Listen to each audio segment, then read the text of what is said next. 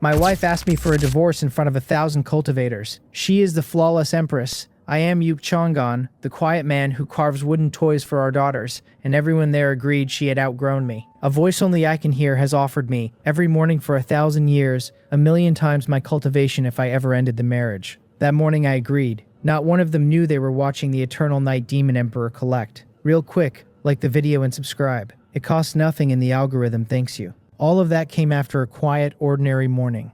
Let me take you back there first. The knife takes another thin curl off the wooden horse in my palm, and I brace my thumb against the grain, because the ears always split. Behind my eyes, the system clears its throat and asks what it asks every morning, whether I have given any thought to getting divorced today. The terms stand, it adds, 1,000,000-fold return on my cultivation. I do not look up. This is an antique hall in the immortal ruins of the Azure Cloud continent, and tomorrow my youngest daughter turns 5. The system lays the arithmetic out again, patient as a landlord reciting the rent through a closed door. My wife would walk away with half of everything I have cultivated. True, but that lost half comes back multiplied 1,000,000 times. Afterward, nothing alive in any realm survives a single thought of mine. It asks whether that tempts me even slightly. I tell it that it is nagging worse than usual, that I am already invincible in this world, and that I lost my taste for killing people who never earned it. Being 1,000,000 times invincible is still just being invincible. There was an age when I proved the Tao through slaughter, and the killing soured me until my temper ran tyrannical and black. Washing that baleful chi out of my heart took longer than most men live. What I have now is small and ordinary in mine. Also, and this is the part the system never weighs properly, I love my wife. Seo Chang-young and I have been married 1,000 years. We have survived more together than most couples ever face, and we still treat each other with the courtesy a guest gets. From the first day, I have hidden the Demon Emperor under a persona far weaker than hers, and she has climbed until the Emperor realm sits within reach. She has never once looked down on me for being the lesser cultivator. A marriage like that is not something a man trades for numbers. And there are 3 children in this house, so if we divorced, what happens to them? The system switches from greed to fear. Being invincible in the lower realm buys nothing, it says, when the enemy comes down from the upper realm. If I am not frightened by that, then it certainly is. Because if I die, it does not survive either. I tell it I will consider a divorce on the day an enemy actually comes down from the upper realm. That shuts it up. Somewhere behind my thoughts, it sulks and wishes it had found me a few centuries earlier, back when I was still climbing and still hungry. Then I hear bells, and every hard thing in me goes soft. A little girl comes trotting in with her hair in a bun, apricot skirt fluttering, the golden bell on her right wrist jangling like it is chasing her. Yuk Myo announces to the hall that she has come to play with Daddy, which is how she talks about herself, always in the third person, always at volume. One small fist has a half-eaten rose pastry crushed inside it, and there is enough sugar down her sleeve to sweeten a pot of tea. I set the knife down, ask my little sweetheart whether she is awake at last, and scoop her up and spin her once. She informs me she is very awake and demands to know what I am doing.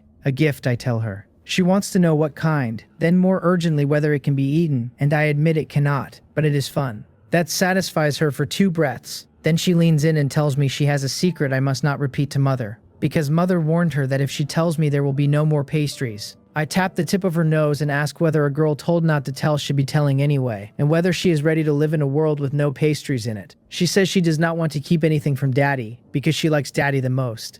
I tell her that is exactly what I expect from my favorite Myo, but a promise to her mother is still a promise, and honest children keep their word. She tells me anyway. Her mother asked her a question, she says. If the 2 of us were to separate, which one would she follow? Her small lip pushes out. She says she does not want us to separate, and my hands stop moving. I ask gently whether her mother really said that. She says yes, and then it comes out in a rush, that she had a nightmare, that in the dream, Mother and Daddy were going to divorce, that she does not want us to divorce. Both arms lock around my neck and she presses her wet face into my collar. The news lands sideways in me. A child not yet 5 should not know what a divorce is, and no mother should put that question in front of a girl this small. I keep my voice light and ask what else her mother told her. She says second brother has already chosen to follow Mother, and second brother loves her so much, and if she chooses Daddy, she will never see second brother again. Then she breaks into open wailing, her little face streaked and shining. I think back to the last time I saw my son, and the way his eyes slid off mine, and that memory rearranges itself into a shape I do not like. So all of the children knew, and I was the only one nobody told. I ask whether her mother explained why, and Myo shakes her head against my shoulder. Then I will have to ask in person. First I stabilize my daughter, telling her mother was only teasing, that she should stop crying, that Daddy and Mother are not separating. Perhaps it is a misunderstanding. Everything in this house has been going well until now. The only thing that has changed is that my wife stands at the edge of a breakthrough to the Emperor realm, and that kind of pressure makes people say strange things to their children. Another figure appears at the hall door before I can move. She is 14 or 15, in a purple dress, pretty and composed, already carrying herself like the daughter of some old and careful house. My eldest, Yuk Jayan. She stops one step short of the threshold, her whole face full of hesitation, unable to make herself come the rest of the way in, so I ask whether she needs daddy for something. She says there is something she does not want to hide from me anymore, sets her teeth and walks in. She walks strangely, placing each foot inside a brick, and never on a seam, as though touching one of those lines would carve the flesh off her legs. I ask what it is. She stammers it out that mother asked her not long ago who she would follow if the two of us were destined to separate, and then she asks whether her mother and I have quarreled. How could we have quarreled when everything has been exactly as it always is? I ask what else her mother told her, and she gives me the same line my youngest did. That second brother has already made his choice. Hearing it a second time settles it lower in my chest. I tell her that her parents have not quarreled, and her mother is most likely teasing, and I work hard at looking like a man who believes that. She asks whether that is really true, and there is bitterness under it, because she is not a child anymore and we both know it. I tell her it is, that she should look after her little sister, and that I have matters to discuss with her mother. The back mountain of the Yuk Manor. I walk into the cultivation room and find my wife holding a sound transmission jade slip, mid-conversation with someone I cannot see. When I speak, she jumps, and the slip vanishes into her sleeve, before she finishes turning around. It has been like this for 1,000 years. Her cultivation is many times what mine is supposed to be, and she has never once sensed me coming. I ask who she was speaking with, and she says her master, reporting her cultivation progress. Her gaze wanders off to the side while she says it, which is the only tell she has ever had, because when my wife lies, she cannot hold a person's eyes. My first ugly thought is that there is a man that I have been cuckolded. But no man has come near her in years, and there is no version of this world where I fail to notice one. So I put it in front of her plainly instead, and ask whether she has been asking our children which parent they would choose if we divorced. Her brows draw together quietly, and I understand she has been expecting this conversation. Something conflicted crosses that impossibly beautiful face, and leaves her with nothing to say. I tell her she need not hide anything, that we are husband and wife and can carry it together. I have only ever concealed one thing from her, and it is where I come from. The immortal ruins loathe anyone born of the demonic realm, and the day my origin surfaces is the day the hunt starts and never stops. Keeping it from her was never distrust, only a refusal to hang that weight around her neck. And I was certain no one would ever find out. She stays silent, and a red light flickers through my eyes, hidden so well that not even she catches it. I am far stronger than she is, and a woman short of the Emperor realm cannot feel a working like this laid across her. She has not been possessed, and her soul is stable to its foundations, entirely her own, which means she means it. She closes her fists, pulls in a breath like she is gathering every scrap of strength she owns, and tells me that she wants a divorce. My heartbeat stumbles once. Then golden light detonates out of her body, and the void realm around her begins to ring with the sounds of the Tao. Every cultivator alive knows that sign. She is breaking through to the Emperor realm right now, in the middle of the worst sentence of our marriage, and from her face she planned the timing no better than I did. She tells me the breakthrough cannot wait, and our own business will have to keep. A great many people will be coming while it happens, and I should take good care of the children. I settle my chi and nod, and she is gone toward the peak of the back mountain. The sky answers her before she lands. A dragon and a phoenix rise as vast phantoms and dance across the firmament. Every faction in the immortal ruins turns its head at once, and within moments the air above my house is filling with powerful experts. My 3 children reach me first, Jayan asks, delighted, whether mother is about to break through, and I tell her yes. Then I look at my second son, Yuk Jonggran, and Yuk Jonggran drops his eyes to the floor and keeps them there, wearing the face of a boy who has done something and knows it. I have been too hard on him, which is an old failure of mine with a long history of mine fathers and sons. It is natural that a boy raised that way ends up closer to his mother. If this does turn out to be a misunderstanding, I am changing how I speak to my son. Then the guests start arriving in earnest. The first is a white-haired woman whose face is not old at all but whose bearing is. Im Chung-sol, my wife's master. She hangs in the air, takes a long satisfied look at the peak, then turns her head to look down at the rest of us. When her eyes find me, the disdain in them is not even slightly disguised. I greet her as senior, and she behaves as though a piece of furniture has spoken. A man and a woman come next, and the man is my brother-in-law, Seo Hyeunu. The woman has almond eyes bright with watery light and long loose hair, and there is something so exquisite and mild about her, that people soften just standing near her. She is my wife's second younger sister, Seo Uni. She salutes Im Chung-sol first with cupped fists, waits for the nod, then turns to me smiling and calls me brother-in-law. Her manner toward me has always been so warm that my wife used to get quietly jealous about it. Seo Hyeonu greets Im Cheong-sol too, then turns and lets the disgust come leaping off that unruly face. He tells me his sister is having a breakthrough, that I had better watch the children and not let her get distracted. And does that get through? Seo Uni's palm cracks across the back of his head and she demands to know who he thinks he is speaking to. He gets as far as calling her second sister before her eyes narrow and his mouth shuts. She tells me not to mind him and offers to help with the children. My daughters come pattering over shouting for their little aunt, and Seo Uni hoists Mayomyo onto her hip and smooths Jaeyeon's hair. Seo Hyeonu demands to know why the two little ghosts are not calling him uncle. Jaeyeon behaves as if she has gone deaf, and Myomyo, who is worse, pulls a face at him, and I know exactly what that is about. She is winning back some face for her father. Their uncle sputters and asks whether they are staging a rebellion, and then Jonggran walks up, smiles, and calls him uncle, and Seo Hyeonu declares loudly that Jonggran is the only good one. I let it go because I have never actually been angry at this brother-in-law. On the day I married his sister, he went off alone and cried like a child. He is unbearable outside and decent underneath. The mood is finally lifting when an old man in white robes arrives, congratulating me loudly on my wife finally becoming an emperor, and I laugh and tell old Ha it has been too long. Ha Hong is the matchmaker who introduced Seo Chung and me, and the first person I ever knew on this side of the world. He says artifact refining has been eating his time, but the work is done, signals that we will talk later, and flies over to Im Cheong-sol. He tells her the weapon she wanted is finished, and that from today he owes her nothing. Then hands across a saber and a sword, both 10th grade lower tier treasure artifacts. She agrees coldly that they are square. When he comes back, my 3 children swarm him shouting, "Grandfather," and Mayomyo immediately starts negotiating for something to eat. The sky keeps filling. There are only several hundred Emperor tier experts in all of the Immortal Ruins, and nobody here has broken through in several thousand years, so every faction that can send someone has. The Yongyeon sect announces itself and wishes fellow Taoist Seo an early ascension. The Immortal Realm J announces itself right behind, and it goes on until the air is crowded with well-wishers. Watching them, I find myself remembering my own breakthrough.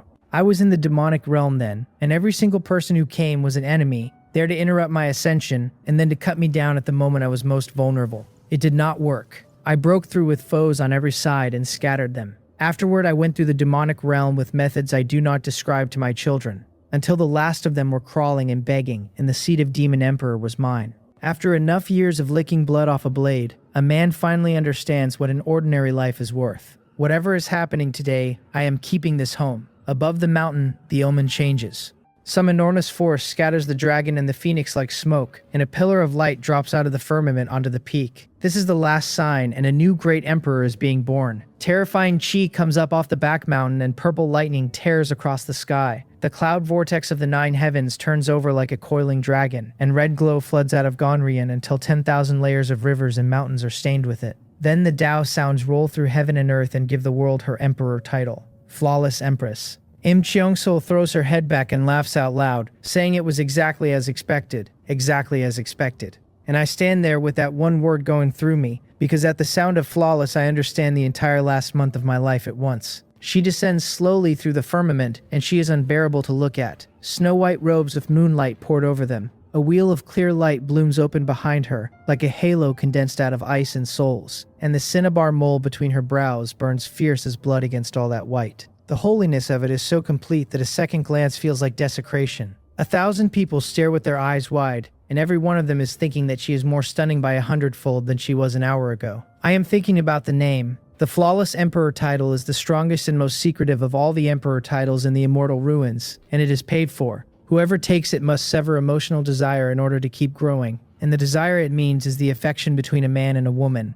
My wife does not want to leave me for another man. She wants to leave me because leaving me makes her stronger. She stops in the high air above every head and looks down at me, and her gaze is a complicated thing. Im Cheong-sol's voice cuts across it, solemn to the point of menace, asking whether her disciple still has not told him. She warns her that now she has entered the Emperor realm she cannot delay by even a moment, and that everything she has built will be wasted if she does. Seo Chang-young struggles with it for a breath. Then she takes the air into her lungs, looks at me and says it out loud so the whole sky hears her. She wants a divorce. The words ripple out through the void realm, ethereal and clear, and 1,000 faces turn as one to look at the man standing motionless below. There is nothing left in my field of vision except my wife standing up there like something enshrined. I ask her for a reason. I already know the answer, but I need to hear her say it in her own voice. The flawless emperor title taken to its limit can stand against my eternal knight emperor title, which means that if she keeps climbing, she can one day reach the height I stand on now. All of it feels too fast and faintly ridiculous. Offered a choice between strength and me, my wife picks strength. She says she wants to become stronger, that she is sorry, that the fault is hers, and she closes her eyes rather than meet mine.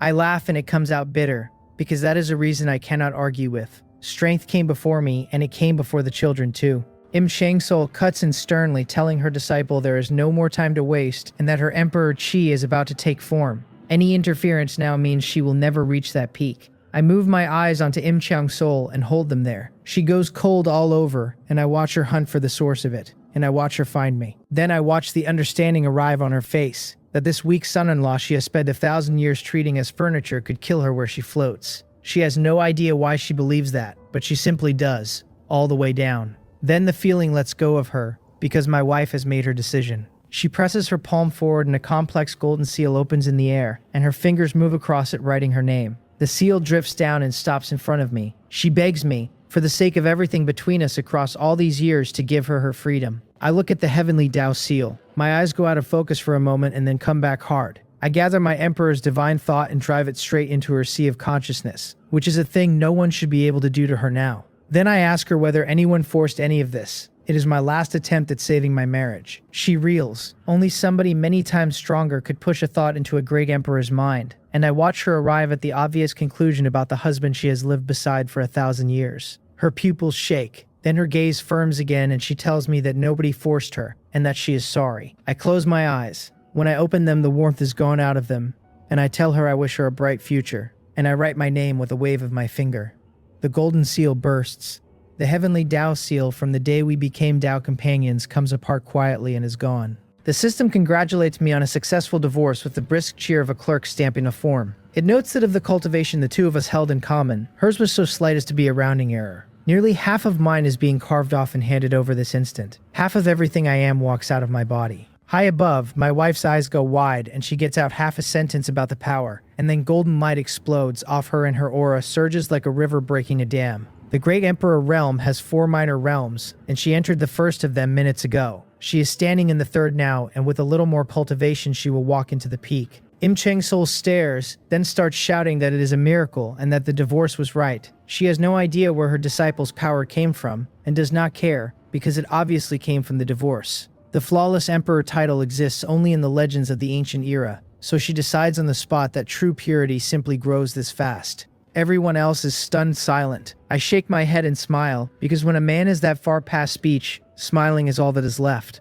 I gave my heart to the wrong person. The system, oblivious, announces the million-fold return like a shopkeeper ringing up a sale. A moment later it comes back sounding faintly embarrassed, because 1,000,000 times half of what I was is more than it can pour into a body at any reasonable speed. It has parked the whole sun in my sea of consciousness for me to draw on whenever I like. Then it adds a gentle reminder that this world is not built to survive me releasing all of it at once, and asks me to be careful not to accidentally kill everyone alive. I cannot bring myself to care, and I am not refining anything today, because there are children to settle. The 3 of them have gone quiet or gone to pieces. My youngest does not care in the slightest that 1,000 strangers are watching her wail that she does not want mother and daddy to divorce. I pick her up. Whatever gentleness I have left in me belongs to the children now, and there is not one drop of it going anywhere else. My wife reigns in her joy, because she knows this is not finished. Her emperor title only demands that she sever the affection between a man and a woman. The children are not covered by that, and she means to fight for them. She comes down to the ground and asks them gently whether they have decided after her earlier question, which parent they are following.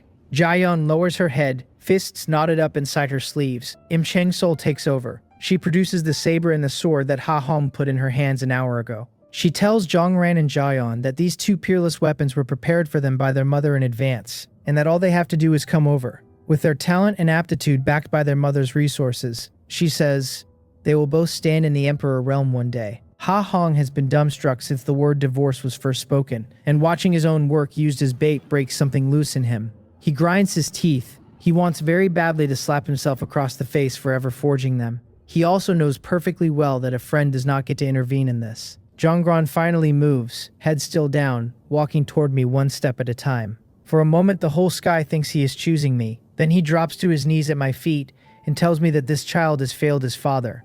He knocks his forehead against the stone 3 times, hard enough that everyone hears all 3. I lift him with a wave of my hand and rest my palm on his head. I tell him that Daddy will not be able to look after him anymore, and that he should listen to his mother and cultivate hard. He looks up at me and nods, solemn as a man twice his age. Then he turns and walks to his mother and takes his place at her side, and Shungsul puts the peerless saber into his hands. He has practiced the saber since he was small. He swallows hard, holding the finest gift he has ever been given, and the excitement gets away from his eyes no matter how he tries to hold it.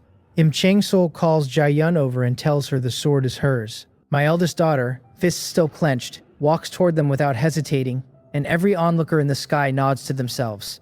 Of course, these two are old enough to reason. The choice was never really in doubt, and naturally, they will both go with the woman who just landed in the late stage of the Great Emperor realm. Jaeyun does not take the sword. She walks past it, stops in front of her mother, kneels, and knocks her forehead against the ground, 3 times without a scrap of cultivation to cushion it. The brick splits her skin and the blood comes down her face. Then she stands, glares at her mother with everything she has, turns that glare on her brother, and walks back across the open ground to me. She stands at my shoulder and tells me that her daughter will support her father forever.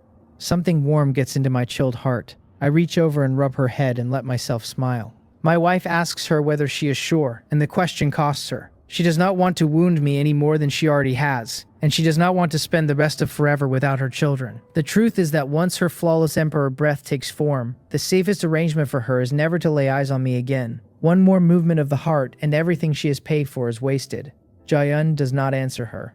Changsul tries next, telling her she is too young to understand what is at stake and that she should think about her own future. Following her father means no hope of the emperor realm in this lifetime. The old woman has always liked my eldest, because her talent runs close to her mother's, and with careful cultivation the immortal ruins might get another great emperor out of her. Jaeyun looks at the two of them and says that she will reach the emperor realm without either of them, by her own effort. Zhonggran starts to say something to his sister. He understands what resources are worth better than anyone here, because his talent is roughly the same as hers. Without his mother behind him, he would never have become the top genius of his generation. She tells him to shut his mouth, and that one more word out of him and she no longer has a younger brother.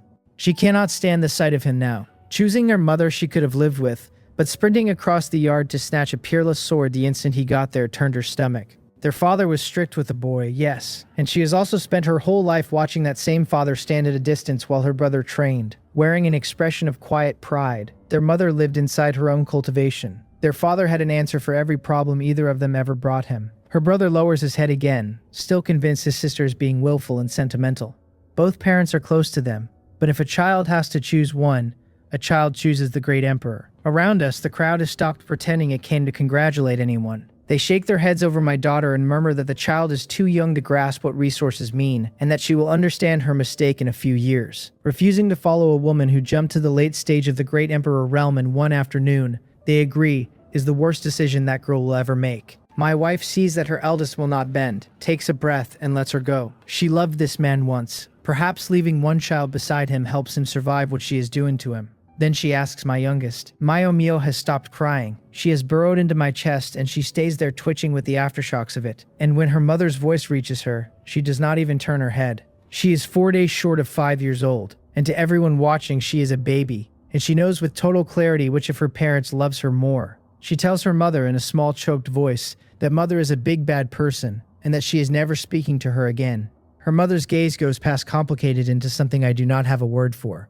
Changsul tries the child too, promising her that if she comes to her mother's side they will hire the most famous cooks in the immortal ruins. They will make her pastries and delicacies every single day. Mio sobs at her that she is a bad person and should not talk to her, and then begs me to take her away because she does not want to stay here anymore. The front of my robe is soaked through. Looking down at her face, my chest hurts in a way I have not let anything hurt in 1,000 years. I tell my daughter to sleep a little, that Daddy will say a few words to these people and then take her away. She agrees, and her eyelids get heavy for no reason she can identify, and she is asleep before she can wonder about it. Every last piece of my gentleness is going to my 2 girls. There is none left over for this yard. Still holding her, I lift my head and let my gaze go across all of them.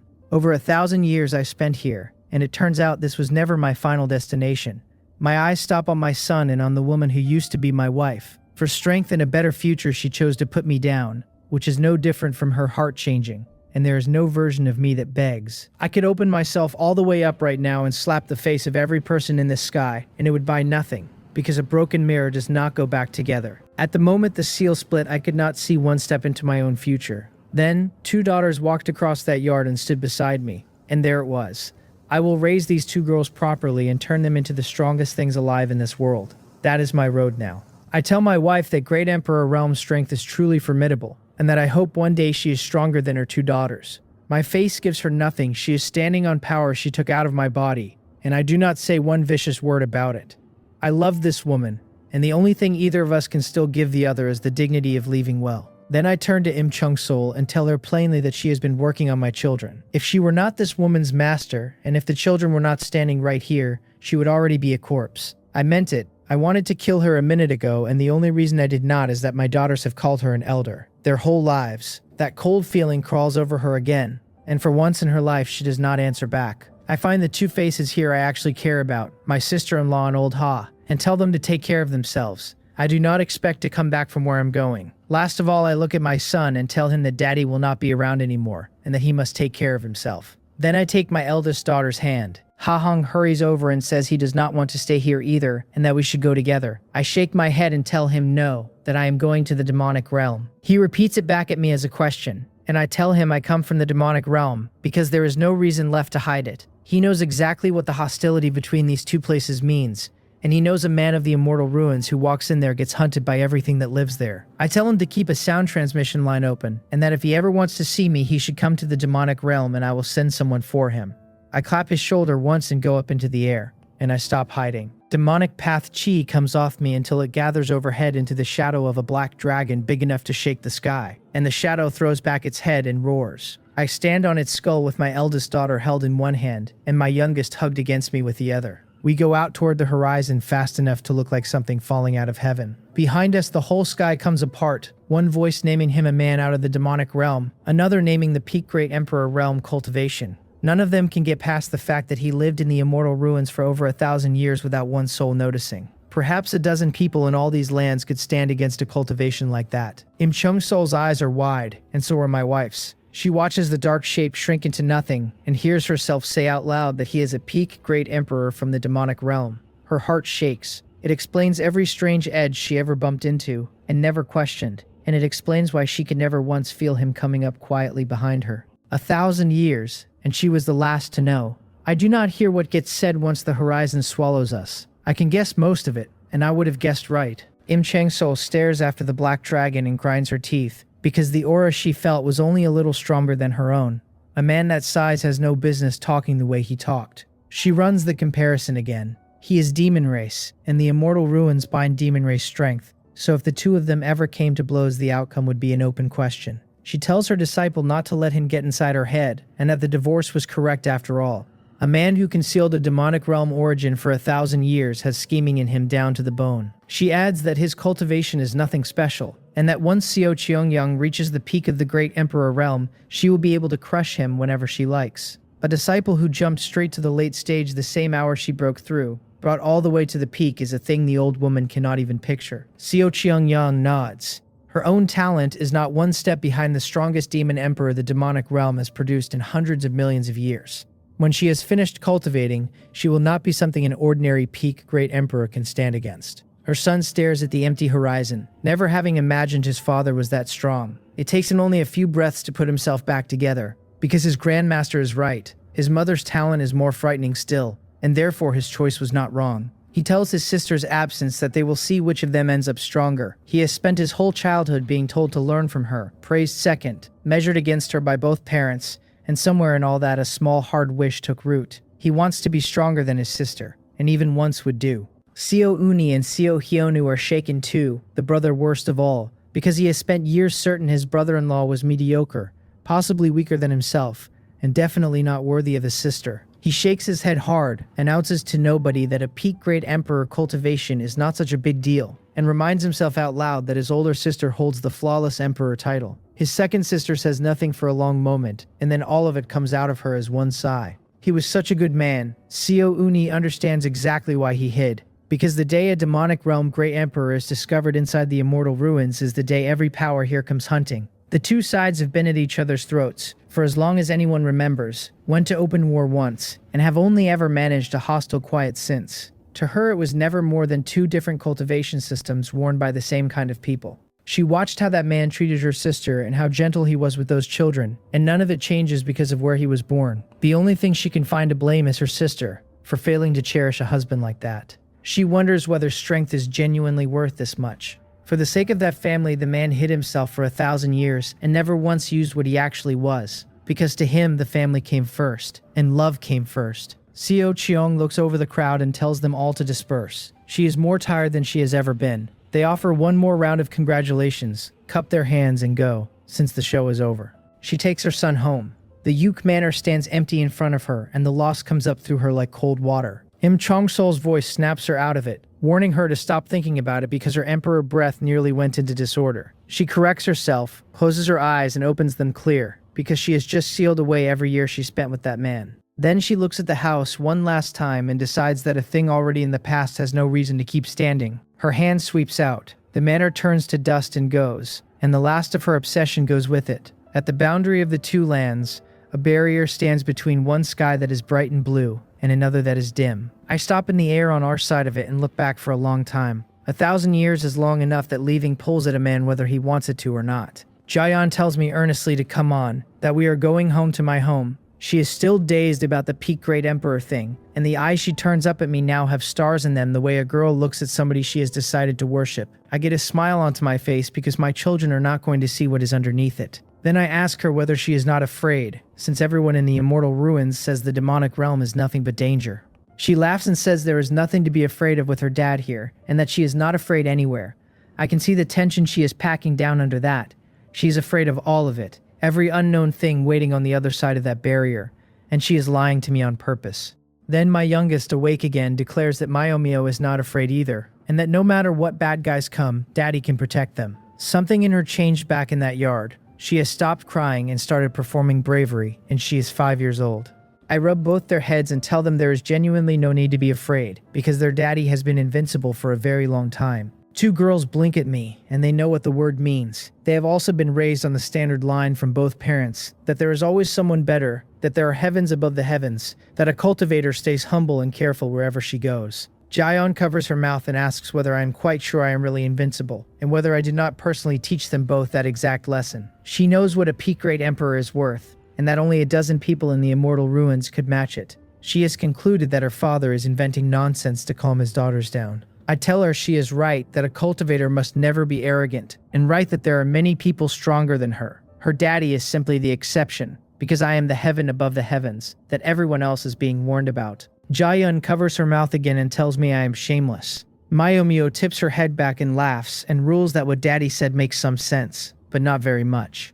Watching the two of them laugh, the gloom goes out of me. I stop turning the last hour over, and I stop needing to prove anything to anybody. When I look back at the immortal ruins now, I find I have the nerve to leave it. With these two beside me, I will come out the other side of this, and whatever else was broken today, this home was not. I tell them we are going, that Daddy is taking them to play in the demonic realm, and Mio immediately wants to know whether there is a lot of good food over there. A great deal, I tell her, and I happen to know an old demon who cooks better than anyone alive. When we get back, I will beat him into submission and have him cook for them every day. She thinks this is a wonderful plan, and tells me to beat him hard. I take a breath and step across. The two lands hold each other down. My demonic realm cultivation shrank badly under the heaven and earth of the immortal ruins, though it never mattered. My strength is tyrannical enough that whatever is left of it after the tax is still invincible. Coming back the other way feels like walking into my own house. My demonic technique and my demonic physique come off the leash at once and start drinking the demonic chi down. The place has not changed. Over here the trees run dark red instead of green,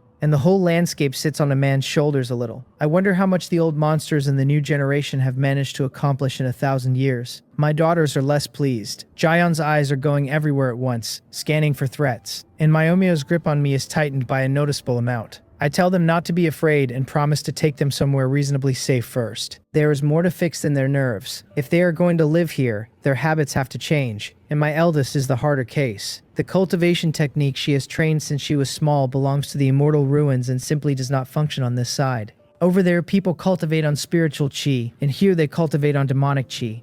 She needs a cultivation technique matched to her physique, and I do not own one, which means calling on a few of the major powers of the demonic realm until I find one that fits. She asks where we are going. I tell her that before Daddy left the demonic realm, he hid a great many good things in one particular place. My weapons, my treasures, and my contracted beast have been sitting there this whole time. Before we set out, I reach into my sea of consciousness and draw out enough of the stored cultivation to replace the half that was taken off me an hour ago. Once I am whole again, I put out my divine sense, feel around, and find the bearing. Then I turn into a shooting star with a daughter under each arm. I stop above a canyon full of rolling magma, and while both girls are still working out why, I go straight down into it. Demonic chi sheathes the three of us. We drop through the magma and keep dropping, my daughter's exclaiming at the boiling walls the whole way. 300 miles underground, the rock opens into a hollow the size of dozens of football fields, with another lake of magma at the bottom. Mayomio wants to know where this is. My treasury, more or less, I tell her. And I remind her sister that her brother walked off with a peerless precious saber today.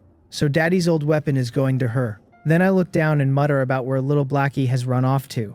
I left that black dragon here with one instruction, which was to guard the place. And the place is conspicuously unguarded. I put my divine sense into the magma, find what I am looking for, and speak the incantation. The lake bursts open and a crimson light comes tearing up through the void like a murder star. It is a blood crystal longsword, the whole body of it looking as though it were refined out of 10,000-year demonic blood. Abyss curse patterns crawling the length of the spine. Every shiver of it lets out a hiss that pulls at the soul. Where the edge sweeps, the void realm itself splits. Far above us, the heaven and earth shudder slightly, as if the world remembers this thing and remembers that it once drank the blood of immortals and demons until there was none left. The armor comes up behind it, heavy and profoundly black, lava-colored patterns drifting over the plates, and vicious bone spikes set into every joint. The pieces slam together into body integration, and demonic chi coils out of it as 9 phantom black dragons wrapped around the body. 2 points of scarlet light open under the helmet like an ancient demon god waking up. The whole magma lake boils over, and the underground space shakes under the weight of it.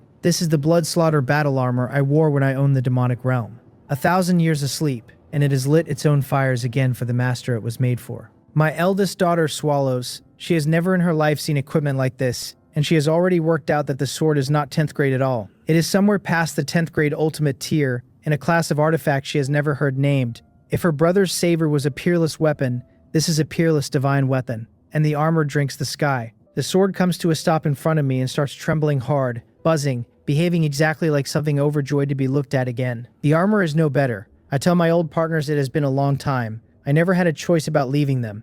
Carrying either one into the immortal ruins would have exposed me without my having to do a single thing. I put out my hand, and the sword flashes and arrives in it, and the weight is exactly where I remember it. One easy pass through the air and 1,000 years fall off. I tell Jayan that this peerless precious sword is named the Nine Hells Immortal Slaughtering Sword. I've always preferred its original name, Grass Sees Sorrow, and Daddy is giving it to her today. Then I introduce them, telling Grass Sees Sorrow that this is my precious daughter, and instructing it to serve her well. The sword seems to freeze for a moment before it catches up and shivers its agreement. It will do whatever I ask it to, and it always has. I nod at my daughter to take it, and my daughter shakes her head so hard her hair whips. She protests that the sword is far too precious, that she cannot accept it, and that with her cultivation as it stands, she is not worthy of it.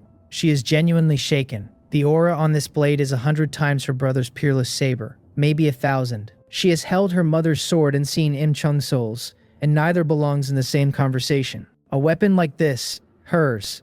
I tell her that she is my daughter and my blood runs in her, and that there is nothing in this heaven and earth she is unworthy of. There are only things she does not happen to want. I have 2 children left in this world. If they want the stars, I will pull the stars down, and if they want the moon, I will knock the moon out of the sky. There is nothing in creation good enough to be above them.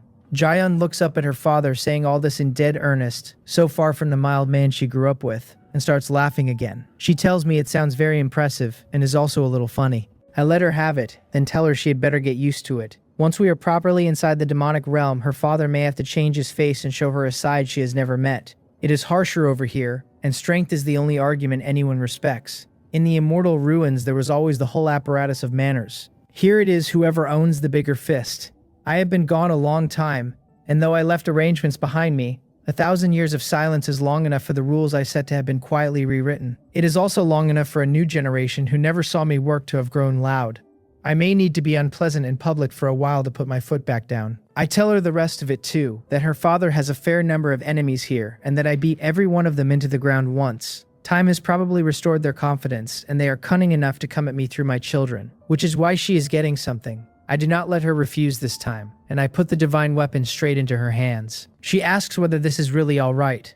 I tell her that whatever her brother has, she has, and that she stood in front of 1,000 people today and announced she would reach the great emperor realm on her own. She had better start working, and we will see which of the two of them breaks through first. Something goes hard and bright behind my daughter's eyes. She looks down at the sword, sets her teeth and accepts it, and thanks me, and I tell her not to be polite with her own father. I ruffle her hair and turn to the small one still riding my arm, and tell Mayomio that daddy has something nice for her too. One look at the armor is enough. It shrinks down fast until it is exactly the right size for a girl about to turn 5, and my daughter inspects it and asks whether this is for her, because it looks so ugly. The blood slaughter battle armor, which has a spirit in it, flinches. I ask it whether it heard that, inform it that my daughter does not care for its current appearance, and instruct it to make itself into something a child would like. It has no say in the matter. The black aura churns and comes back as pink bubbles, and the whole black and red scheme goes over to pink. Then, entirely on its own initiative, it starts adding little hearts in various places to win the child over. The little hearts glow.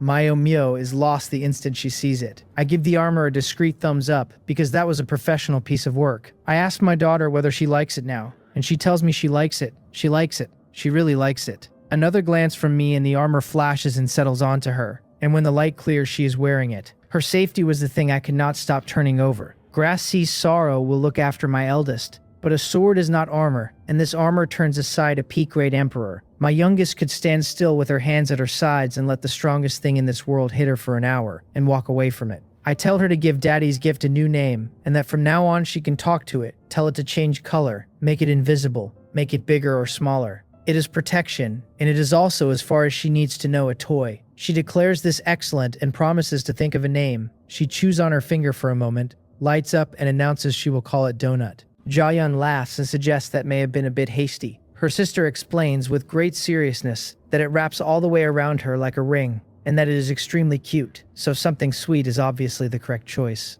I tap the little one's nose and rule in her favor, and add that the armor seems to like the name as well. She wants to know whether that is true, whether it really likes it too. I glance at the blood slaughter battle armor, which is holding perfectly still, and let my eyes cool by about 1 degree. The armor immediately vibrates with tremendous enthusiasm. I point out to my daughter that it is clearly excited, and she laughs and agrees that it does seem that way.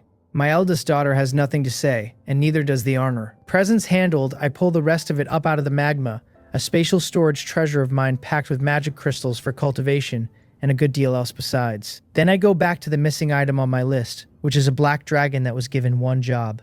I told that beast to guard this place. When I get hold of little Blackie, I am going to skin it. I had meant to hand my daughter as a bodyguard today, and instead I get an empty vault, because the creature evidently got bored and went out to enjoy itself. It was a late-stage great emperor when I left. 1,000 years on, it may well have walked into the peak and I would not know. I tell the girls we are going to see the demonic realm, and we go up and out. The nearest city of any size is Demon Fall City, one of the 10 most prosperous in these lands, and if I know that dragon at all, it went there to play. The city's lord is an old rival of mine, a man I beat and then handed the city to once I had taken the Demon Emperor's seat. He also happens to run a demonic technique that ought to suit my eldest daughter's physique, so I can ask him for it and find out. The one drawback is that he cannot keep his mouth shut, and the moment he lays eyes on me, the news of my return will be across the entire demonic realm within days. Which is fine, since I am not leaving this place again. The streets of Demon Fall City.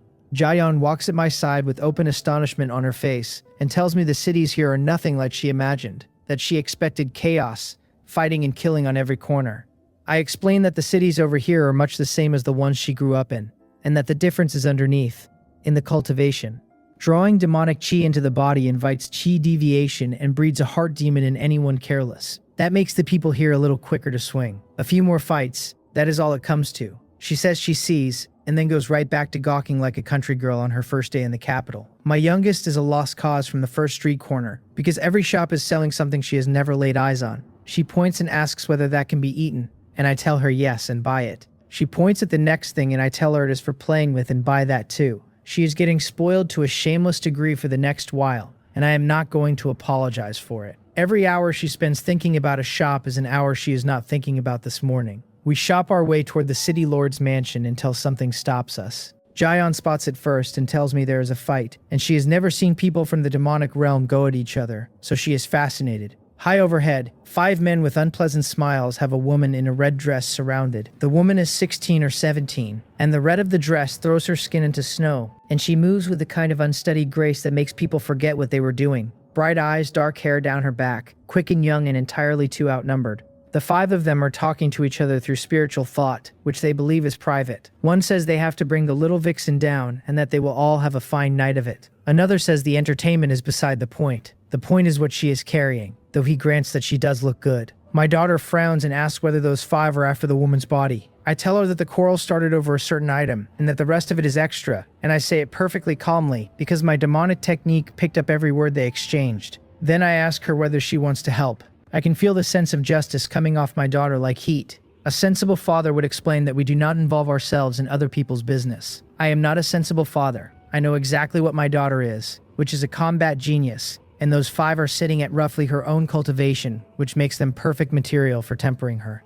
It also gets her used to how fighting works over here, because the methods on this side are not the methods she trained against. People here carry strange things. The heart-attacking demonic technique and every other flavor of assault aimed at the mind rather than the body. She hedges, saying that perhaps we had better not meddle. She is worried about making trouble for me. I ask her what trouble could possibly exist, since with her father standing behind her, the largest trouble available is no trouble at all. Then she asks a sharper question, which is whether her using Immortal Ruins cultivation in the open will bring half the demonic realm down on her. I tell her that however many come, Daddy will wipe out all of them, and that she should do as she sees fit and stop worrying. She is still hesitating when a 6th man steps out of the void realm behind the woman in red and takes her from her blind side. My daughter's eyes narrow, and that settles it, because 5 men bullying one woman was one thing, and someone lying in the dark waiting to stab her is another. She tells me she is going. I tell her to go and to get properly acquainted with her new weapon. Both lands measure cultivation the same way, in 10 realms, from chi condensation to foundation establishment, then the golden core and the nascent soul. After those come the transformation spirit and the combination, then the Mahayana and the tribulation transcendence, and at the top the Saint King and the Great Emperor. My eldest daughter is at the transformation spirit realm, which at her age is obscene, and she goes up into that sky with a divine weapon in her fist. The woman in red has just taken the ambush and is hurt, and the 6 of them are closing to finish her. Then Jaehyun comes in behind them, calling the woman fellow Taoist, and announcing that help has arrived. Spiritual chi sheathes my daughter and runs the length of her blade, and one stroke of it opens a man into 2 even halves. Decisive, with no hesitation and no flinch at the result, and that is my child. I check on the small one and find her watching the whole thing with frank enjoyment, entirely unbothered by the blood, and that pleases me more than it probably should. Tiger fathers do not raise timid daughters. The 5 survivors are badly rattled, and the sight of the sword rattles them worse. One of them says it looks like a rank 10 peerless treasured sword. Another wants to know whether the 2 women are working together. The 3rd gets there first and shouts that the girl is not running demonic chi at all. She is running spiritual chi, which makes her a person of the Immortal Ruins. The woman in red is astonished that anyone came for her, and then far more astonished by what came. Someone from the Immortal Ruins, here. Being rescued by that is barely distinguishable from being handed to her enemies, and I watch her start weighing whether she has finally been pushed to the one step she has been avoiding. Jaehyun stops holding back. One strike was enough to teach her what the blade is worth, and it is worth 100 times her own strength, possibly more. The 5 of them abandon the woman and combine against my daughter, and together they just barely turn her second cut. Inside a breath they work out the real problem, which is that she is getting stronger the longer this lasts, as though something had been sitting on her and is now sliding off by degrees. One of them says that staying here means dying here. Another says to run. The 3rd has a better idea and points out that she is from the Immortal Ruins, so they should call for help. He turns to the watching crowd and shouts that a woman of the Immortal Ruins has walked into the demonic realm and is killing demonic realm people. She is carrying a treasure like that, he says, so they should all kill her together, since a treasure belongs to whoever is fated to hold it. Greed is faster than sense. Several of them come straight off the street, already arguing over whose sword it is. My daughter's face changes, then settles, because every one of them is sitting at roughly her own cultivation. She calls down that she can still handle it, and I nod. As long as nothing above the transformation spirit realm joins in, I am not lifting a finger. The woman in red is suddenly a bystander at her own ambush, and nobody is looking at her anymore. She knows perfectly well that the girl is buried under 10 attackers because of her, and that walking away now would be a small, ugly thing to do. She sets her teeth, calls Jaehyun fellow Taoist, offers to fight alongside her, and dives back in. That one has a spine, and I like her for it. I watch her a moment longer than I need to, because there's something on her. an aura I have met before. This little lass carries the scent of an old acquaintance. Then an old man's voice comes down over the street, delighted with itself, announcing that people of the immortal ruins and a rank 10 treasured sword make this a very fortunate trip indeed. He tells the little girl to hand over what he is already calling his weapon. Everything stops. Somebody says the word Saint King, and the whole treasure-hunting mob understands at once that the sword has nothing to do with any of them anymore. A man thin as a rail appears up there. Then he jerks like something bit him and whips around to look in one particular direction, and the moment his eyes reach mine, his whole frail body starts to shake. He gets out that he is a blind junior, that the senior should please continue, that he is leaving immediately. He felt it in his soul from one glance. A tremor like that in a middle-stage Saint King means great emperor and nothing else. And that also explains how a transformation spirit girl came to be holding a sword like that. Credit where it is owed, the man has some insight. I never released my aura at all and he read me anyway, which does not save him. I tell him to leave an arm behind. He never touched my daughter, but he wanted to, and wanting to is priced. He grinds his teeth, sweeps his right hand across, and takes his own left arm off at the shoulder in a spray of blood, seals the wound, bows to me, and goes. I let him. Then I look back up at my daughter and tell her to continue. Every single person who raised a hand at my child dies today, and not one of them dies by mine. They are going to be the sparring partners for her first fight in the demonic realm. She smiles and nods, and I can see what is going through her, which is a sense of safety she has never had in her life. So this is what having a great emperor for a father feels like. The rest of the street has done the arithmetic. A Saint King bought his way out with an arm, and whatever they can or cannot sense off me, they know better than to test it. The sword stops being interesting, and they turn to run. One glance from me and a dark barrier drops around the entire sky, sealing the region. Not one of the group that swarmed my daughter gets out of it. They come apart, throwing everything they have at the walls, and the walls do not care. Jayan goes back to work. The woman in red exhales and rejoins her, and before very long, every man who flew up there to take her sword is a ghost underneath it. My daughter comes down breathing hard and grinning and tells me the sword fits her hand perfectly. I look at her, flushed and fierce and entirely pleased with herself, and I have to work to keep the doting off my face. I also make a note. I need a proper cultivation technique for her soon, and then I need to wash out the foundation she built in the immortal ruins, and convert the whole thing to demonic aura. Spiritual chi in the middle of a demonic realm street is a signal flare. That is the thought I am having when a cold voice comes out of the void realm. The speaker sensed a 10th grade peerless treasured sword from a long way off, thought he must be mistaken, and is delighted to find that this trip was not wasted. A figure steps through in black robes, middle-aged, black chi trailing off him, a complexion like something 3 days dead. There is a coffin strapped to his back. Corpse Fiend sect then. I have history there. When I declared myself emperor, the Corpse Fiend sect's old ancestor rode in with the army that came to put me down. Once I stood in the great emperor realm, he was the first man I killed. The sect spent centuries flattened under that, and in all those years it never produced another great emperor. Apparently 1,000 years of my absence was enough to grow one, middle stage and no better. The street goes dead silent around him. Then the whispering starts. One Saint King was bad enough, and now there is a middle stage great emperor. Somebody names him as Yu Penghe, one of the most monstrous prodigies the Corpse Fiend sect has turned out in living memory. Someone else works out that the man who frightened off a Saint King must be peak Saint King at least, possibly Great Emperor, and declares that the show is about to get very good. A more careful voice points out the gap inside the Great Emperor realm, and guesses that I am only early stage against a middle stage. He reminds everyone that the Corpse Fiend sect's secret art is the corpses themselves, which can carry Great Emperor's strength of their own.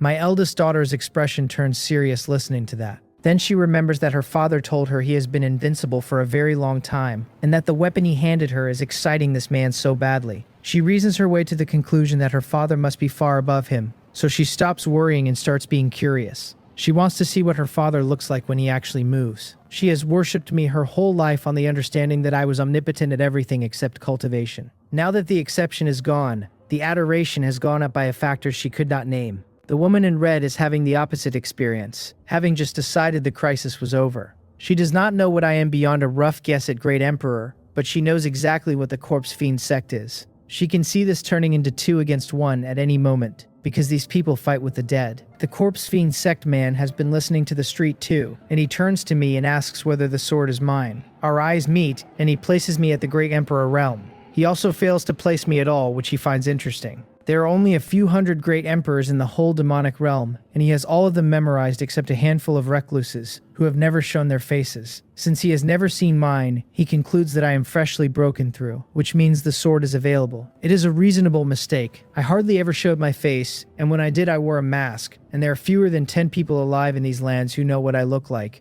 Every one of them is a friend. I tell him the sword belongs to my daughter, and ask whether he wants it. I have never worked out what my quarrel with this sect actually is. Before I amounted to anything, their old ancestor hated me more thoroughly than anyone alive, and used to talk openly about killing me and refining me into a corpse fiend. He was the first man I killed as emperor. Now I come home after 1,000 years, and the very first blind fool to walk into me is wearing the same colors. He tells me my daughter cultivates a technique of the immortal ruins, which he finds fascinating. Then he offers my family a way out, which is that I hand him the sword and he permits us to leave. Otherwise. I ask him what otherwise means. He says he will refine my entire family into corpse fiends. I say, oh, that syllable offends him. He announces that the demonic realm has clearly forgotten what the corpse fiend sect used to be after so many dormant years. He intends to use me to inform the world that the sect has returned to its peak. I tell him he talks too much. I stop bothering with the conversation and put my hand out, and demonic energy gathers in my palm. The smile goes off his face all at once. His whole body appears to teleport, arriving in front of my hand in less time than it takes to notice, and my fingers close around his throat. He gets out that this is impossible, and he is not wrong to be surprised. He mobilizes everything he has and discovers that against my grip he is a man made of paper, and the black chi wrapped around my hand does not so much as flicker. I tell him what a coincidence it is that his old ancestor's last words were word for word identical to his, and that his lineage has a remarkable amount of synergy. Then the black flame comes up out of my hand and goes over him, and he does not get as far as screaming before he is ash, drifting down across the stones. Nobody on that street makes a sound. A middle-stage great emperor without the strength to resist for one breath is not a thing these people have a category for. The number they are all landing on is late stage at minimum, possibly peak. My daughter swallows hard, and I can see her struggling with it. Not the killing, but the ease of it, the total lack of effort. She is trying to fit this against the father she grew up with. Her mother always said that the best thing about her father was how gentle he was with everyone. She never once imagined the iron underneath. The woman in red is simply floating there. She had braced for a catastrophe, and instead watched an execution, and the part she cannot get past is the black flame. Great emperors are famously difficult to kill. Most of them carry escape arts, and all of them have monstrous vitality, and she has just seen one turn to powder. Everything she knows says that is not possible. I did not burn what he was carrying.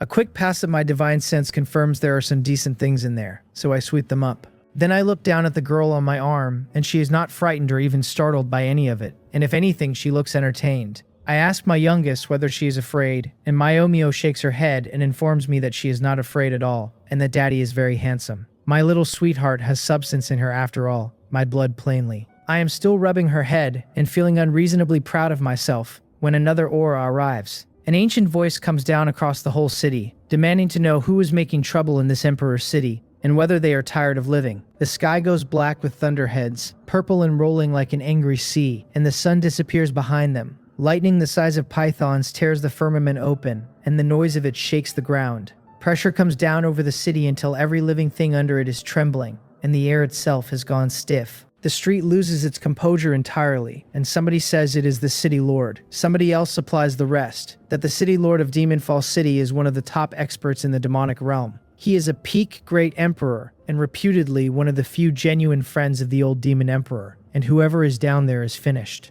A third voice complains that he has lived in this city for years without ever laying eyes on the man, and wonders whether today is finally the day. A fourth reminds everyone of the time two great emperors wrecked a stretch of the city fighting. The city lord took both their heads, hummed them over the gate, and issued a standing decree that no great emperor fights inside these walls. The consensus is that today's entertainment has been extremely satisfying, and that everyone should stand further back. The woman in red watches the clouds and her mouth twitches, because by any reasonable reading she is currently standing on this father and daughter side of the fight. She wonders whether the city lord will simply kill her along with them, and whether her life is required to be this eventful. She knows what he is. A man who was sworn brother to the last demon emperor is one of a handful in all these lands. Against him the corpse fiend sect man was nothing, and even this terrifying stranger will be on his knees begging inside a minute. Then she looks at me and finds no fear anywhere on my face, just a faint smile.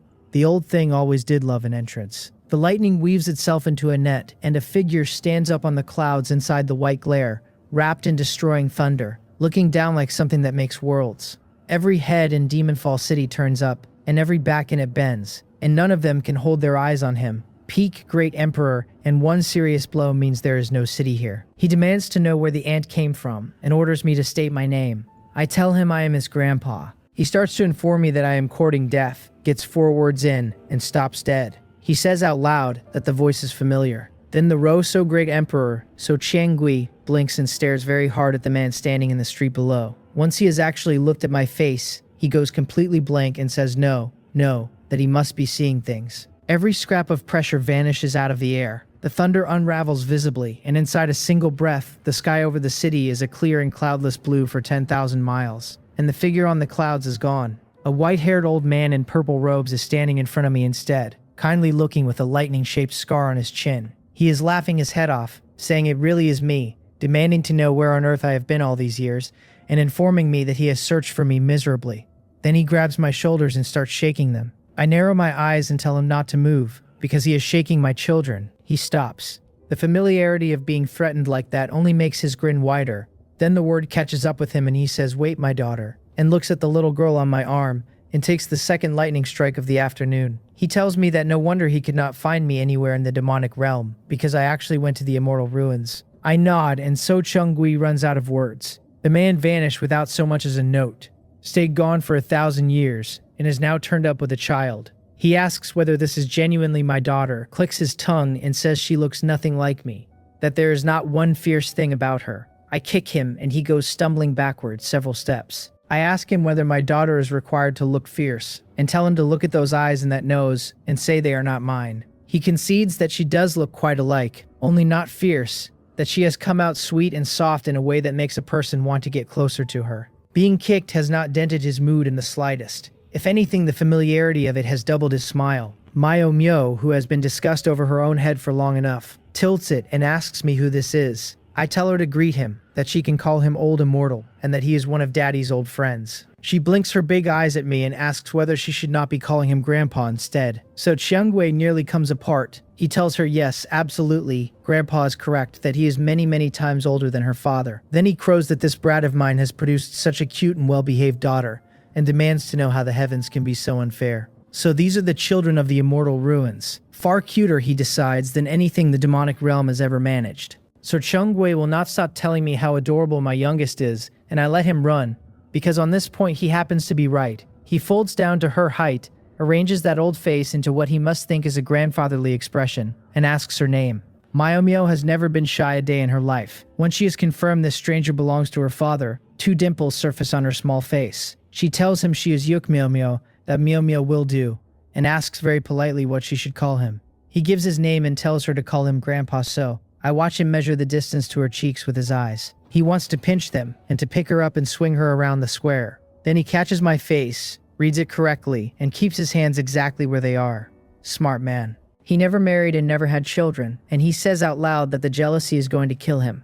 Underneath sits the thought he is too proud to say plainly that the heavens handed a child like this to a man who spent his youth carving corpses out of the sky. Then Jiayan comes down out of the air and calls me father, and he freezes again. He finds my face in the line of her jaw and the set of her eyes, and past that a girl years from grown who is already going to be a beauty. He asks how a god of slaughter earns luck like this, and calls it unfair. Myo handles the introductions before I can, telling her sister that this is Grandpa. So, a friend of their father. Jiayan greets him, and he nods back with the softest expression I have ever seen on him, and asks what this young lady is called. She tells him she is Yuk Jiayan, and that Jiayan on its own is fine. All the while she is studying him, and I let her. She felt how heavy he was when he came down, and has worked out that he stands well above her mother's master, Im Shong-sul. What she cannot square is why a man carrying that weight lets her father kick him twice in an open square, without raising his voice. It was in jest.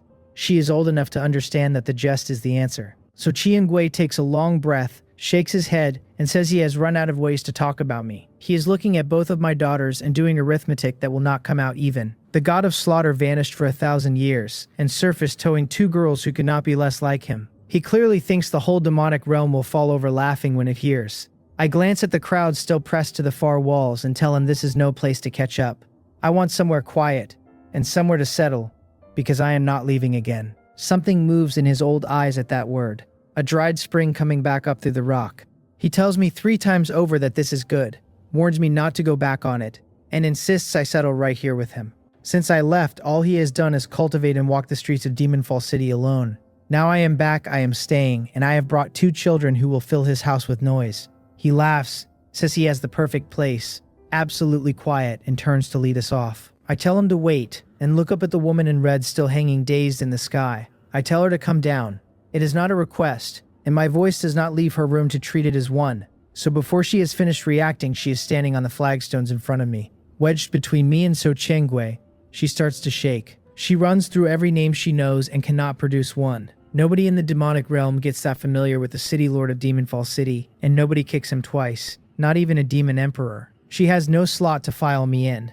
I ask her name. She stammers through it, calling me senior twice before she gets there, and tells me she is Sun Minja. The surname settles the itch that has been bothering me since the fight, the faint familiarity I could not place. I ask whether she has anywhere to go. My daughter has never set foot in the demonic realm, and there is a great deal here she does not know. The 2 of them are near enough the same age, so I want this girl to show her around. So Chengwei had already read the demonic chi on her and assumed she was some relation of mine. He is openly puzzled that a man of my temperament would hand a stranger a job like this. Sun Minja looks at me, then at him, then at Jaeon, and takes the rope with both hands. I tell her that from here on she comes with us, and tell my eldest that this girl is her friend in the demonic realm, and that she should get along with her. So Chengwei cannot help himself, and sends a sound transmission asking whether there is something special about the girl. I send back that he should look harder at the aura she carries and remember her surname. He stares for the length of a breath, his eyes go wide, and he asks whether I mean she is that man's descendant. Very likely, I tell him. He does not need the rest spelled out.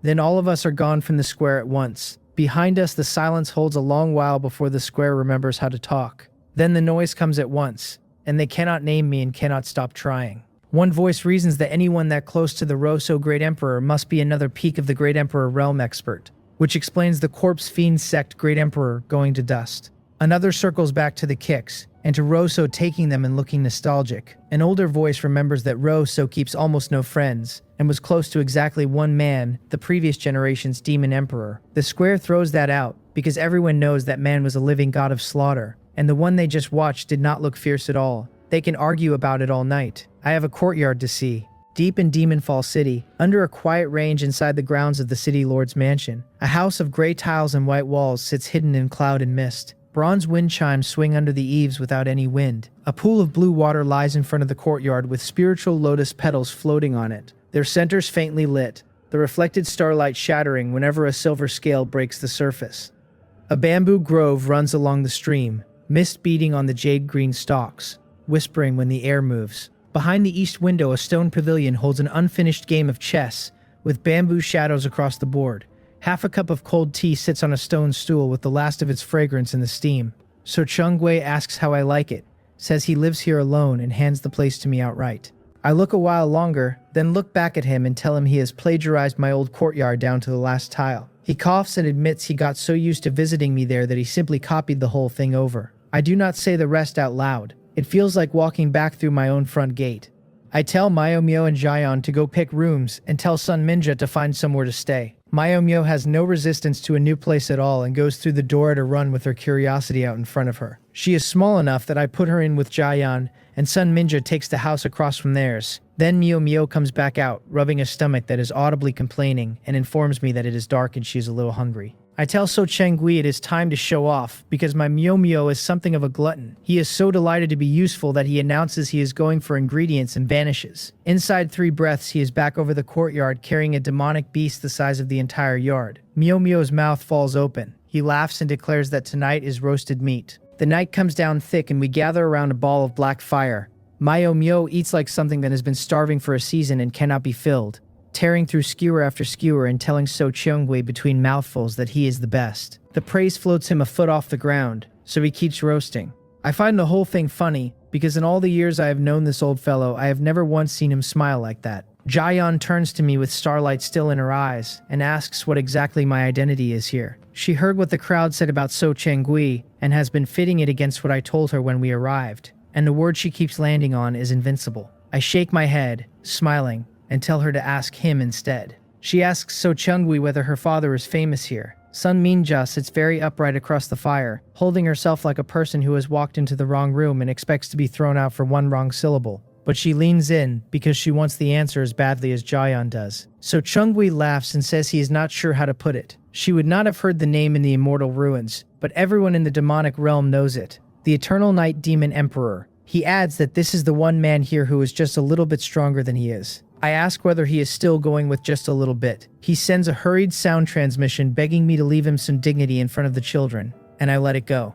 Old friends are allowed one lie a night. Jaeyeon repeats the title back slowly, then asks her brand new friend, who has lived here all her life, whether she has heard the name. She has decided she likes this girl. Minja had every chance to run while Jaeyeon was surrounded, and did not take it, and one afternoon of talking was enough for the two of them to get comfortable. There is also the plain fact that my daughter trusts me, and I told her this girl was worth befriending. Then she actually looks at Sun Minja, and stops. Minja is shaking, staring at me across the fire with her eyes stretched wide, the way a person looks at a mountain that has just told her its name. The Eternal Night Demon Emperor, the one who made the demonic realm run red, is sitting on the other side of a cooking fire. He has taken her in and handed her to his daughter as a friend, and she cannot work out what she has done to deserve luck that heaven-defying. Jaeyeon asks what is wrong. I ask Minja whether I am really that frightening. She drops her head, tries to fold it down into her collar, and manages nothing except that it is nothing. Jaeyeon puts a hand on her shoulder and tells her not to be afraid, that her dad is a very good person. She has worked out by now that I carry some authority in this place. She has not worked out the rest. So Chengwei nearly loses a mouthful of wine at the words good person. The child has no idea what her father did here, and once she does, she will understand exactly why this poor girl is sitting like that. Minja looks up, insists she is not afraid, and produces a smile so forced it belongs at a museum. Jaeyeon presses on, and Minja answers the way a student answers an examiner. The Eternal Night Demon Emperor, the strongest genius the demonic realm has produced in hundreds of millions of years. A man who reached the Emperor realm and then, at nothing but the early stage of the Great Emperor realm, crushed old devils standing at the peak. In the entire demonic realm, she says, nobody does not know that name. Jaeyeon blinks, looks over at me working calmly through a skewer with the face I always wear, and swallows. She had not expected her father to be that fierce. Myo says nothing through any of it. She has parked herself between me and So Changwei,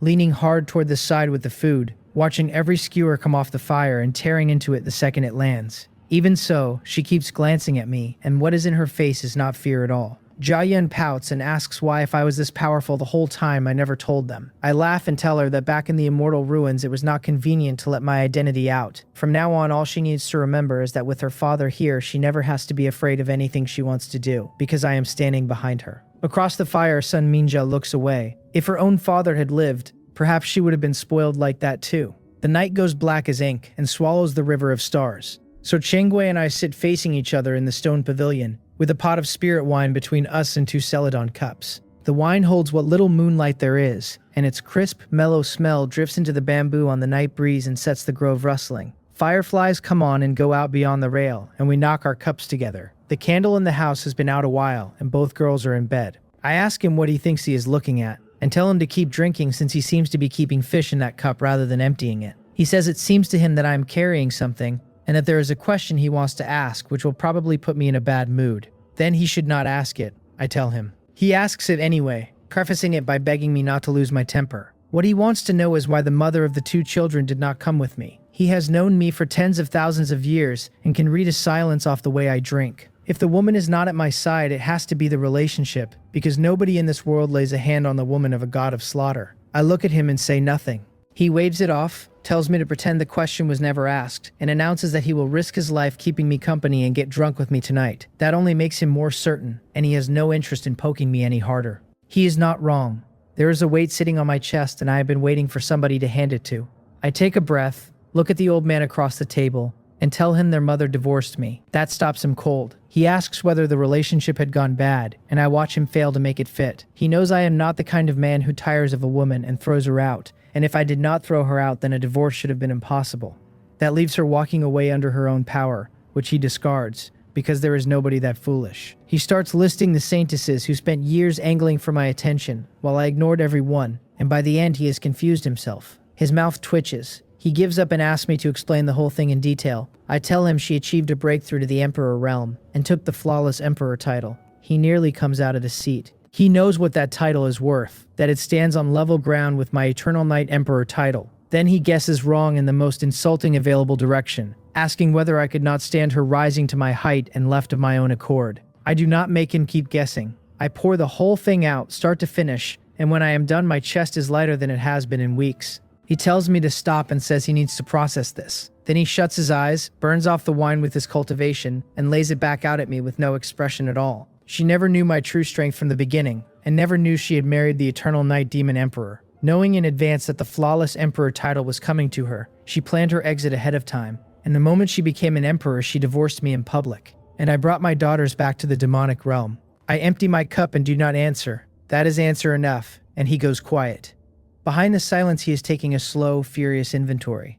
Such fools genuinely exist, and she has no idea what man she let go of. A man who cut his way through the entire demonic realm alone, who would have found the immortal ruins no obstacle, who could have turned the Azure Cloud continent over on one word. The Flawless Emperor title may stand beside the Eternal Night Emperor title, but a title is only a title. My strength was that I maxed out everything there was to max. He decides she's a fool, upgrades her to a pure, enormous fool, then raises his cup and drinks with me. Then he asks whether I have truly decided to let this woman go. He already knows. He knows my character well enough to be sure the door is closed for good, because there is a black streak in me that does not forgive that particular thing. He also reads the other half, that I loved her, since a man who did not would have left that place a graveyard. Or perhaps I only thought about the children. He looks toward the house and decides that if he had daughters that lovely, he would not have let them watch either. What he cannot stop chewing on is whether I would soften when she finally understands what she gave up. I look at the moon, shake my head, and tell him he knows my character.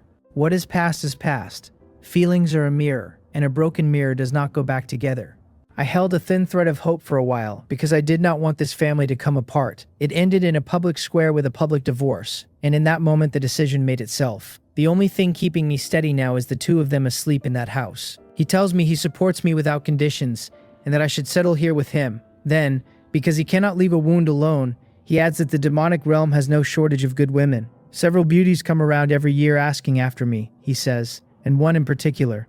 Snow Cheonbi has been searching this realm for 1,000 years. She even crossed into the immortal ruins after me, got her identity exposed, was besieged by the great emperor experts there, and came back badly hurt. He says that girl truly likes me, then fills my cup and winks over the rim. He is shopping for a stepmother. A face I have not thought about in 1,000 years surfaces anyway, and I ask whether she really went into the immortal ruins. He says she did, reminds me what crossing that boundary wall does to a person's strength, and calls it luck that she came back at all. Then he asks why I do not like a woman like that, since he always assumed the two of us would end up together. I ask whether he is playing matchmaker again. He backs off and tells me to pretend he said nothing. I change the subject and ask him for one of his cultivation technique, so my daughter can try it, that he can do instantly. If it does not suit her, he says, we find somebody else's, since our relationship makes my daughters his, and he will turn over the entire demonic realm until he finds one that fits. We keep drinking and talking, and I let the spirit wine take the weight off, which is presumably why somebody named it Worry Reliever.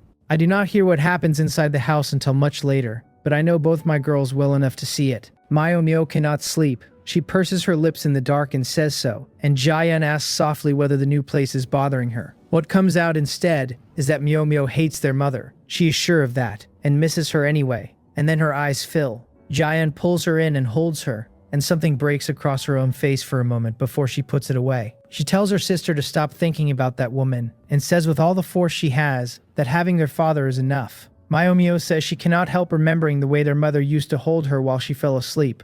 Jaehyun tells her that from now on, her sister will hold her instead. Then Myo asks whether they will ever see their mother again in their whole lives. Jaehyun says they will. Myo asks when, and Jaehyun tells her they will go together once they have both reached the Great Emperor realm. When her sister asks whether that is really true, she nods, and she means it. She intends to stand in front of that woman one day and let her own strength do the talking. Myo decides on the spot that she is going to start cultivating properly. Her sister tells her they will work at it together. Early the next morning, once both girls are up, I call my eldest over and tell So Chiangui to go ahead and pass the cultivation technique across. He nods and looks at Jaehyun, who has already arranged herself in front of him, spine straight, hands folded. He puts out one finger, and a small ball of purple lightning gathers on the tip of it and drifts toward her forehead. Sent this way, straight through cultivation power into her sea of consciousness, she gets the whole thing at once. Inside an hour, she will know whether it agrees with her physique. The ball of lightning is nearly touching her when she tells him to wait. He asks what the matter is. Jaehyun asks him, very seriously, whether he could make the little ball of lightning a bit rounder, because as it stands it looks awkward to her. It is round enough for anyone else. There are 1 or 2 places along the edge where it bulges, and the crookedness grates on her, so Chang-gui blinks at her, then looks at me for a ruling. I cough and tell him a minor thing like that ought to be within his ability. He nods. A moment later the lightning is perfect, and the cultivation technique goes across, and Jaehyun drops straight into comprehension with her eyes shut and her legs folded. Mio Mio tugs my sleeve and wants to know what about her. After what her sister said in the dark last night, she cannot wait a day longer to reach the Great Emperor realm. This is a child who used to go boneless the moment cultivation was mentioned. I ask whether she really wants this. She nods with her whole body and says she is going all the way to the Great Emperor realm, so I tell So Chang-gui to pass it to her too. When he is done, he sits down beside me with an odd look on his face and asks how long Jaehyun's condition has been going on. Since she was small, I tell him. He says that sounds a great deal like Snow Cheonbi. My daughter is nowhere near as far gone as that woman, but it lives in her head and there is nothing I can do about it. He starts to point out that this is exactly the personality I refused to marry, and that now I am raising it, and I cut him off before he can enjoy himself. Some conversations are best ended early. I tell him I forgot to ask something yesterday, and ask whether he has seen little Blackie in all these years. His neck goes red instantly. He says he has certainly seen my contracted beast, because that fellow robbed him. I frown and ask him what was taken. The story comes out fast and hot. About 500 years ago, little Blackie turned up in Demon Fall City, and so Changwei assumed I had come back with it. He tracked the creature down and demanded to know where I was, and it insisted it had no idea. He did not believe a word of it, so he kept it in the city, and since it had nowhere better to be, it stayed a while. He asked after me every single day. Eventually it got tired of him, left in the night without a word, and took his Thunder Flame Sword on the way out. That sword is the best weapon he owns. It ranks under my own blade, but across the whole demonic realm it still sits in the top 10 of the supreme treasures. I cough and ask what happened after that, though I already know how this goes. Little Blackie has a weakness for beautiful things. Long before I contracted it, that creature stole a weapon of mine and made me chase it halfway across the realm, and running it down cost me an unreasonable pile of resources. When I finally cornered it, I gave it a choice between a contract and something worse. The thing was born a thief. He tells me there is no after. He cannot find it, and I had better get his Thunder Flame Sword back, because it is my beast. I tell him I do not know where it is either, and he demands to know what happened to the contract. I admit I unlocked half of it. I had no way to bring little Blackie into the immortal ruins, and leaving the contract whole would have crushed the life out of it there. So I loosened half the binding to give the creature room, and the creature used that room to disappear. He goes quiet and decides to believe me, since as long as that black dragon is anywhere in the demonic realm, he knows I can run it down. Then he tells me to hurry, because without the Thunder Flame Sword, he cannot bring out his full strength. I nod. Right at that point, my eldest opens her eyes. I ask what she makes of it, and whether anything felt wrong while she was circulating. She says the cultivation technique is good, overbearing, and powerful, but that something in it sits slightly askew, and she cannot say where. I tell her to run it once more and let me look, put my hand on top of her head, and find it almost at once. The compatibility with her physique runs to about 90%. It is a hair short, and a hair short is enough. I tell her to leave it, and that her father will find her another one. So Changwei asks whether his cultivation technique is really no good. At our level, nobody has to be told why the fit between a powerful cultivation technique and a particular body matters. When we started out, there was no such luxury. We cultivated whatever advanced material we could get and spent the next several thousand years paying for it in bottlenecks. I tell him I had her try mine when she was small, and it came up short too. Jaehyun frowns and says she has no memory of that at all. She was young, I tell her. I tried it on all 3 of my children, and my cultivation technique is simply too overbearing for any of them. While we are still on that, Mio Mio opens her eyes and asks whether this means she can cultivate now. Then she turns her small hand over, and a cluster of purple lightning sits crackling in her palm. So Changui makes it sound like a man who has seen something terrifying. I am surprised enough that I am across the courtyard before I decide to move, my hand resting gently on her head. I test her, then look at my old friend and tell him my Mio Mio appears to suit this cultivation technique better than he does. He says he has never once seen anybody condense purple lightning the moment they became able to cultivate it. He has taken in more disciples than he can count, and not a single one managed it. And he finishes by saying that of course this is my daughter. That is what bloodline means when it means anything. Mio Mio blinks up at me and asks whether being able to do that is very impressive. I tell her it is a great deal more impressive than her father was when he started, which is true and costs me nothing. She stares into my eyes and asks whether that means she has a chance of reaching the Great Emperor realm. As long as she cultivates properly, I tell her, She absolutely will. And she throws both arms in the air and announces she will work at it every day. I rub her head, then turn to my eldest and tell her not to bother with this one. Her father will find her something better. She nods. So Chengui waits about 4 breaths before sending me a sound transmission suggesting I let Jaehyun try Snow Cheonbi's cultivation technique. I look at him and ask whether we are doing this again. He says this time it has nothing to do with my personal life. Have I really not noticed how alike those two are? And would a technique built for that kind of mind not fit my daughter exactly? I think about it, then ask whether he is still in contact with her. He says we should try it regardless, then answers the real question by asking, bitterly, whether he has any choice. The whole business is stifling, he says, and then it all comes out. Not long after I left the demonic realm, he was not the only one hunting for me. Snow Cheonbi was hunting too, and harder. They even searched together for a stretch, and when years of it produced nothing, he stopped, because a man who does not want to be found does not get found. She did not take that well, and insisted he keep looking. When she accepted that she could not make him, she settled on a compromise. He would send her a sound transmission every day reporting whether there was news of me. Every day at noon, on time, and if he misses one, he answers for it. The bitterness on his old face deepens. He assumed at first that she would never actually lay hands on him. Then he missed a few days, and she came to Demon Fall City and beat him several times over. He is no match for her at the best of times, and since his weapon walked out, he is less of one. Her terms now are simple. 1 missed report, 1 beating. Yes, that is exactly what she would do. That crazy woman has not changed a hair. When I finally became invincible, I got tired of fighting and killing, and wanted the ordinary version of a life. A woman I liked, a marriage, children, quiet years. Snow Cheonbi was beautiful, more beautiful than Seo Cheongae ever was, and that glacial manner of hers made her the dream of half the top powerhouses in the demonic realm. I could not see a single peaceful day in it. No wife suited to a quiet life beats a man half to death for wearing his clothes crooked. I look at So Chungwei sideways and ask whether all that pushing he did back then was really his own idea, or whether she had bought him and threatened him into it. He says there was no such thing, turns his head away, and whistles.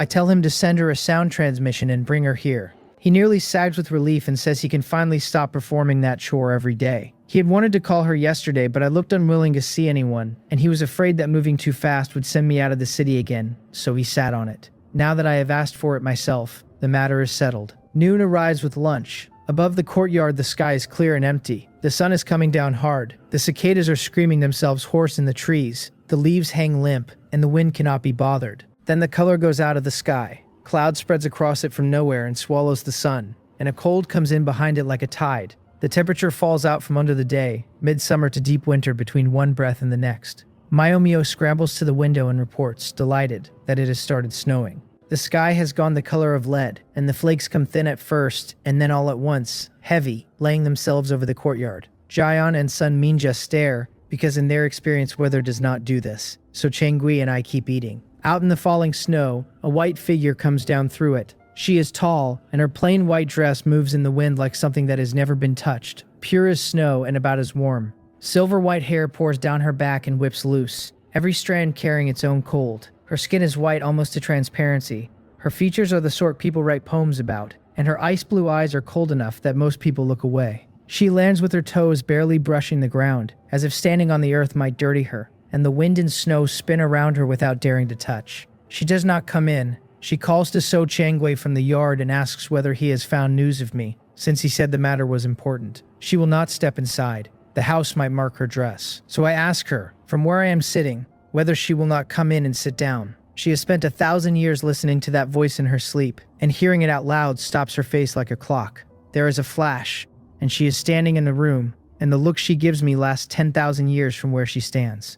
Then she calls me a deadbeat and demands to know where I have been. Everything the cold face was holding comes up at once, excitement and resentment and temper braided together, and her eyes go red at the rims. Where I go, I ask her, and what business is it of hers?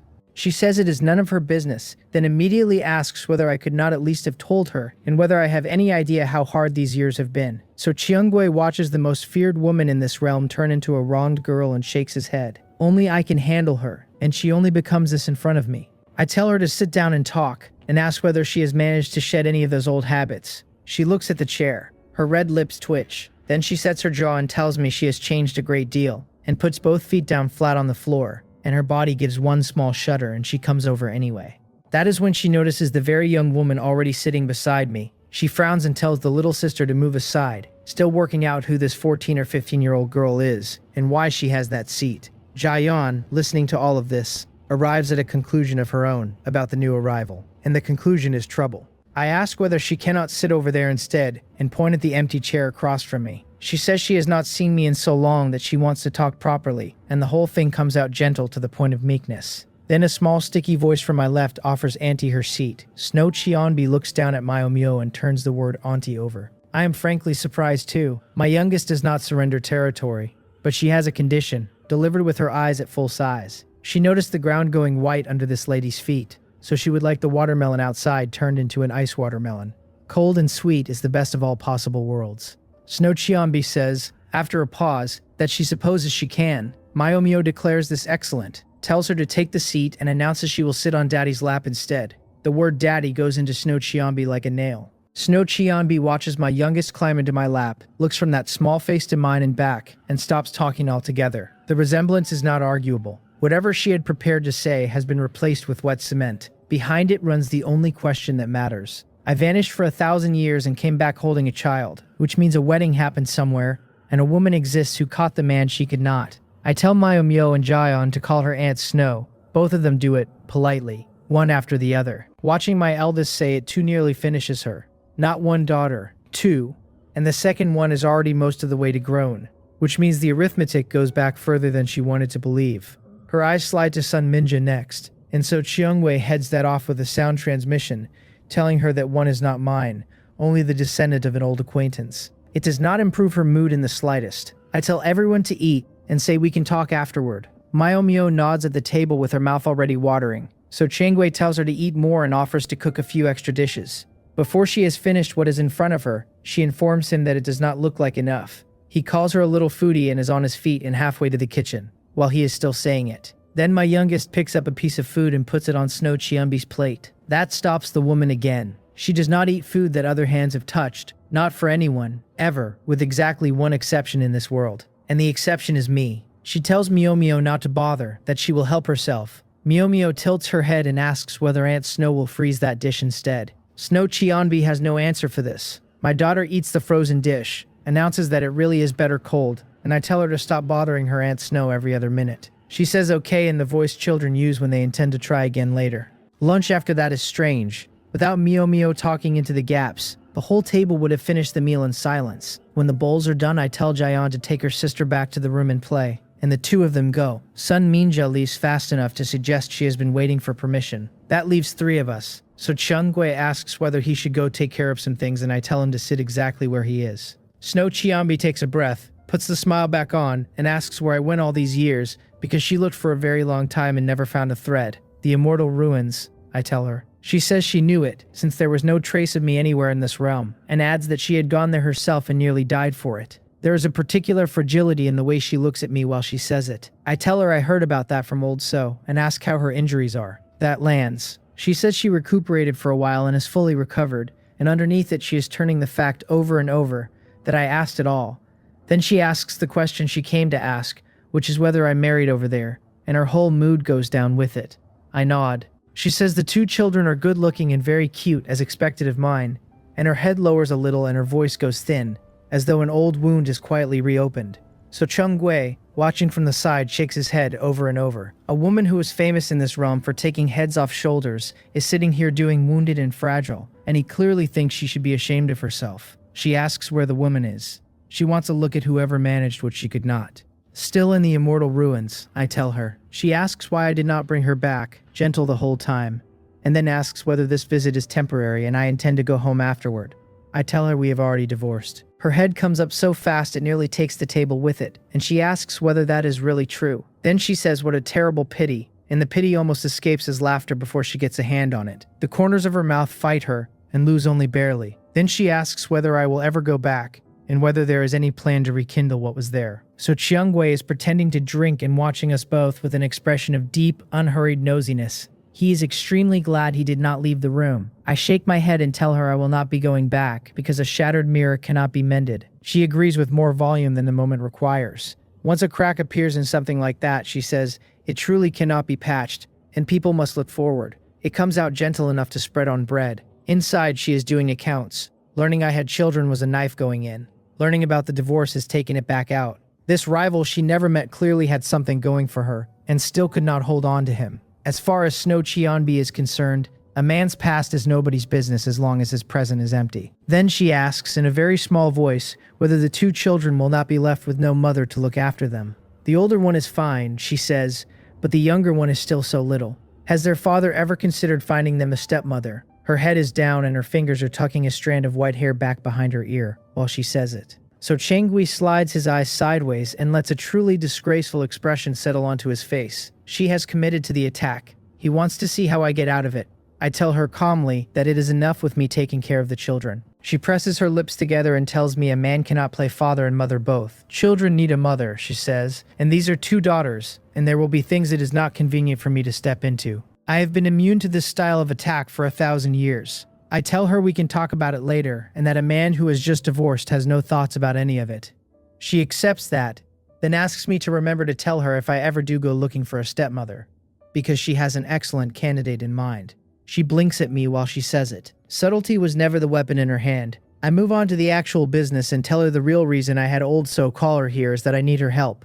She waves the word help away and tells me to say it plainly. So I tell her my eldest needs a demonic realm cultivation technique that matches her closely, and that I want to see whether hers is suitable. She says that is simple, that she will pass it down and let the girl try. I thank her and she tells me again that there is no need for manners between us. Then stands and heads for Jaeyeon's room in visibly good spirits. She needs to get close to those children. If both of them like her, this deadbeat can object all he wants and he will end up doing whatever they ask. She's not spent much time around children, so the plan is harder than it sounds. There is also a splinter she has not pulled out, which is that these two girls belong partly to that woman. She will work it loose later. They are my children, and anything that belongs to me is something she has already decided to love. At the door, she does not push it open. She knocks, and calls through with a smile, asking the two pretty princesses whether it is convenient for Aunt Snow to come in. So Cheongui and I are standing behind her, and we look at each other, because neither of us has ever heard that voice come out of her. He sends a sound transmission saying what he has said for 1,000 years. This woman has plenty of flaws, but where I am concerned she is genuinely attentive, and worth treating well. He is not exaggerating. Any other man in this position, with her temperament, would be burying children by now. With me, she has gone straight past that to applying for the position of stepmother, and then she stood at a closed door and knocked. This time I do not snap back at him. Looking at her there, my mood turns complicated. The thing she said at the table was not wrong. Both of mine are girls, and there are things a father does not get to handle. Grown sons keep their distance from their mothers, and grown daughters keep their distance from their fathers. When those years arrive, having a woman in the house would not be a courtesy, it would be a necessity. It is only that after what I just walked out of, I have nothing left to spend on the next one. I do not know how long a man takes to get clear of that. I will take it as it comes. Jaeyeon opens the door and tells Aunt Snow to come in, and she is a little surprised while she does it. If it were her mother, open door or closed door, the woman would have walked straight through. This one knocked and waited for permission, and my daughter cannot decide whether that was performed for her father's benefit. She has already worked out that Snow Cheonbi likes me to an unreasonable degree, and that she would happily use the season of my life when I am hurting to walk in through the gap. Snow Cheonbi puts her hands behind her back, steps in, and stalls. The room is clean, perfectly and symmetrically neat, and the low-grade discomfort she has been swallowing since she landed goes out like a snuffed candle. Then she actually looks at my eldest. Jaeyeon's clothing and hair are balanced to the last fold, ordered the way she orders everything, and she decides on the spot that this child is not bad at all. Jaeyeon tells her she has been learning about the demonic realm, and that Minja wrote her a manual covering a great deal of it.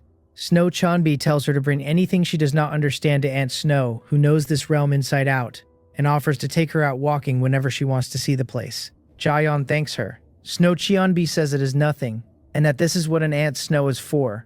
Then she mentions that her father asked for a cultivation technique to be passed down, and asks whether she is free now. My daughter is watching her carefully. The gentleness is not just sitting on the face, it is in the eyes as well, which surprises her because it does not look like acting. She says she is free. Snow Cheonbi tells her to sit cross-legged on the bed and settles in to transmit it directly. Then, before she starts, she asks whether Jaeyeon is ready and waits for the answer. A cluster of white light gathers on her fingertip in the shape of a snowflake. My daughter stares at it. The snowflake is flawlessly regular, every arm matched, and looking at it gives her a wave of comfort so strong she almost says something out loud. She had braced herself for the same negotiation she had with Grandpa So, either asking a great emperor to fix the shape or gritting her teeth while something crooked went into her head. She looks up at Snow Qianbi with real curiosity for the first time. The transmission finishes and Snow Qianbi tells her to try cultivating it and to bring any problem she runs into to Aunt Snow, who will go through it with her patiently. Jiayan nods. I watch the two of them handle each other with no friction at all, and I do not entirely know what my face is doing. This woman is normal around children. I have watched her beat people to death over 2 badly chosen words, and this version of her is rare enough to write down somewhere. Jiayan cultivates a short while and stops. She turns to me smiling and tells me this one runs far more comfortably than Grandpa So's, and that she cannot find a single thing wrong with it. I step over and put my hand on her head again, circulate my chi through her, and confirm it instantly. It is a perfect fit. I tell her so, and tell her to cultivate this one diligently from now on. She asks whether that means she should convert all the cultivation power she built up in the immortal ruins across into this. She cannot do that herself, I tell her, but her father can, and an hour will be enough. She takes a breath and asks when we start. Since she has decided to live here and not go back, she would rather have all of it in the local shape. Carrying power that does not belong to the place she is standing in has been sitting badly with her, like a circle with a piece missing out of the rim. We start right now, I tell her, and tell the rest of them to get out. Mayomyo asks whether she has to go out too. She does, because she is not going to disturb her sister, and because there is an iced watermelon outside with her name on it. She cheers, trots over, and grabs Snow Qianbi's hand. Nobody has held that woman's hand before. Her whole body goes rigid for a moment. Then she sets her teeth against it, nods several times, and tells Miyomyo they should head outside. An opportunity like this does not come twice, and between the two girls she has already decided the little one matters most. Because the little one is the one who still needs a mother. The door closes and the courtyard empties, and I turn to the part nobody here knows about. Converting my daughter's cultivation into something this realm accepts goes faster if I put my thumb on it. So I go to the storehouse in my head. 1,000 years of quiet has left a millionfold return sitting in there. The system keeps it the way a granary keeper keeps someone else's harvest. Courteous about it, and willing to hand across exactly 1 sack at a time. I ask for 1 fold, and ask whether this world can still bear it. It tells me it can. I tell it to pull a 2nd fold. That is where I stop. Draw too deep and the world underneath me cracks, and I would rather not explain that to anybody. What happens in the front courtyard while I am busy, I get in pieces afterward. Some from So Chengwei and most from my youngest, who reports everything. Snow Qianbi freezes the watermelon first, and Mayomyo takes it in both hands and starts gnawing without ceremony. Between bites she is handed a sound transmission jade slip. If she ever wants a watermelon like this again, she only has to push a little demonic chi into it and call. Anything she wants to say to Aunt Snow from the bottom of her heart can go the same way. Miyomyo says okay and goes back to the melon. Once the first piece is gone, Snow Qianbi keeps her talking and takes quiet inventory of what this child likes. She asks whether Miyomyo really loves cold things that much, and my daughter tells her no, she loves anything that tastes good. A little foodie, Snow Qianbi files that away as the easiest kind of child there is. She offers to learn to cook, since she is admittedly not good at it, and says she will make things for Mayomyo in future. Mayomyo tells her there is no need, because Grandpa So cooks beautifully and should keep doing it. That stops her for a beat. She recovers and promises instead to bring back delicacies from all over the demonic realm, things that do not exist in the immortal ruins, listing whatever her memory produces at speed. The demon pill, a treasure and delicious besides, and certain medicinal pills so fragrant that describing them is not enough. Mayomyo wants to know whether Aunt Snow can really get her food she has never even heard of. Snow Qianbi says of course she can, then adds her terms. The two of them are not particularly close yet, and only when their relationship becomes truly excellent will Aunt Snow go fetching. My daughter considers this and announces that from now on, Aunt Snow will be her second best friend in the whole demonic realm. 2nd place. Snow Qianbi blinks and asks who is first, and suggests it is probably her daddy. Mayomyo explains patiently that daddy is not a friend. Daddy is her favorite person in the world, and that friend number 1 is Grandpa So. Somewhere across the courtyard, So Chengwei walks out of the house into a wall of killing intent, with no idea what he has done to earn it. The two of them end up in the stone pavilion, because she has questions and he is the only source. She asks straight out whether he knows anything detailed about that woman, and the moment she is out of my family's sight, her face drops the warmth like a mask coming off. His old cheek twitches at the speed of it. He points out that he is my good friend too, and asks whether she could not treat him the way she treats them, a little gentler, with a smile. She tells him he is not the same as them and to hurry up, because after this she has to spend more time with Miyomyo. He gives up and says it was wasted effort, all those years he spent praising her to me. She asks why she should believe he ever praised her. He says fine, He was wrong for trying to be the good guy, and she tells him to stop talking nonsense and start talking facts. So he tells her, that woman was the first woman I met after I arrived in the immortal ruins. Her talent is very good, and she is a very gentle person. Snow Cheonbi immediately wants to know whether that means she herself is not gentle, and whether her own talent is poor. He coughs and allows that she is quite gentle to me, and then trails off before finishing the sentence about everyone else. She frowns hard. That cannot be the whole of it. That cannot be where she lost. He goes on, less confidently, and says that from the way I described it, the whole thing sounds more like a coincidence than a conquest. I wanted an ordinary, down-to-earth life, and she appeared while I wanted it, and perhaps that counts as good fortune. Privately, he thinks my ex-wife's fortune is beyond measuring. Without me quietly propping up her cultivation and her talent for 1,000 years, she would never have reached the great emperor realm at that speed. Snow Cheonbi grinds out a demand for the rest, and asks herself why that fortune never came to her. A down-to-earth life. She could have changed for that. She used to be unable to tolerate the smallest thing out of place. The dirt, the disorder, all of it. And she has already bent some of that for me. He tells her the rest. They got together, married, had children. 2 daughters and 1 son. She latches onto the son and asks where he is. With his mother, So Changui says. She cannot make that fit, and says so. A demon emperor for a father. A figure that terrifying. And the boy went with the mother instead. She decides quietly that there must be something wrong with the child's head. So Cheongwei admits the story is bizarre and tells it properly. All of it, from my 1,000 years of hiding my demon emperor identity in the immortal ruins, to Seo Chungyung taking the flawless emperor title, and the divorce that came with it. When he finishes, Snow Cheonbi has nothing at all. She finally gets out that it is too incredible. He slaps his thigh, says that is exactly the face he made when I told him, and looks relieved to have company in it. She demands to know how that woman managed to catch me at all, and cannot stay in her seat while she asks it. He agrees enthusiastically. She keeps going. The flawless emperor title stands beside the eternal night emperor title. But a title is not a man, and there is a real question whether that woman could ever match even someone like Snow Cheonbi. And under those conditions, she left him to get stronger, which she calls a foolishness past describing. So Changwei slaps his thigh again and tells her that is precisely what he thought. He has completely stopped being a friend of mine and started being her audience. Then she catches herself, laughs out loud, and says she should not be talking about that woman at all. If not for her blindness, her stupidity, her sudden brilliant idea about getting stronger, there would be no opening here for anybody. The smile that comes up on her face is like a flower opening in a snowfield. So Cheongui tells her that going by everything he knows of me, turning back is almost impossible. So her odds are honestly quite good, and she should work at it. She looks at him with something close to fondness, tells him he is suddenly easier on the eye, and to keep it up. He protests that he has told her for 1,000 years that he approves of her, and has argued my case more than once, and asks why she never believes him. She says fine, she will reluctantly believe him this once, and she will stop beating him. He decides not to ask for anything in writing. She turns and watches Myo work through the watermelon in the sun, and does the arithmetic that matters to her. Both of these girls chose their father over their mother, unlike the son. They love me, and with the marriage gone, they are the only place my feelings have left to go. So the road into my heart runs directly through those 2 children, and she intends to walk it. Half an hour later, I have my eldest daughter's cultivation fully cleansed and reshaped into something this realm accepts. I tell her to look inward at her Dantian and get properly acquainted with what she is holding now. She goes quiet, then makes a sound I have not heard from her in months. It truly has turned into demonic realm cultivation, and she has gone up an entire major realm besides, and she demands to know what happened. I tell her that in the whole of the demonic realm, her father is the only person who could have done it. Anyone else's daughter would have started over from nothing. As for the breakthrough, I passed her a little of my own along the way. Not too much. Push a child up too fast and the foundation underneath goes soft, and she will need to consolidate what she has properly. She tells me her dad is the best.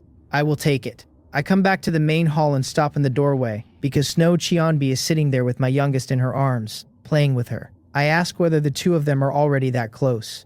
She smiles and says the child is cute and clever, so how could they not be, and then asks Myo to tell her daddy who her #1 best friend in the demonic realm is. My daughter answers instantly, and the answer is Aunt Snow. Jaeyeon and I look at each other, and we both find the same surprise on the other's face.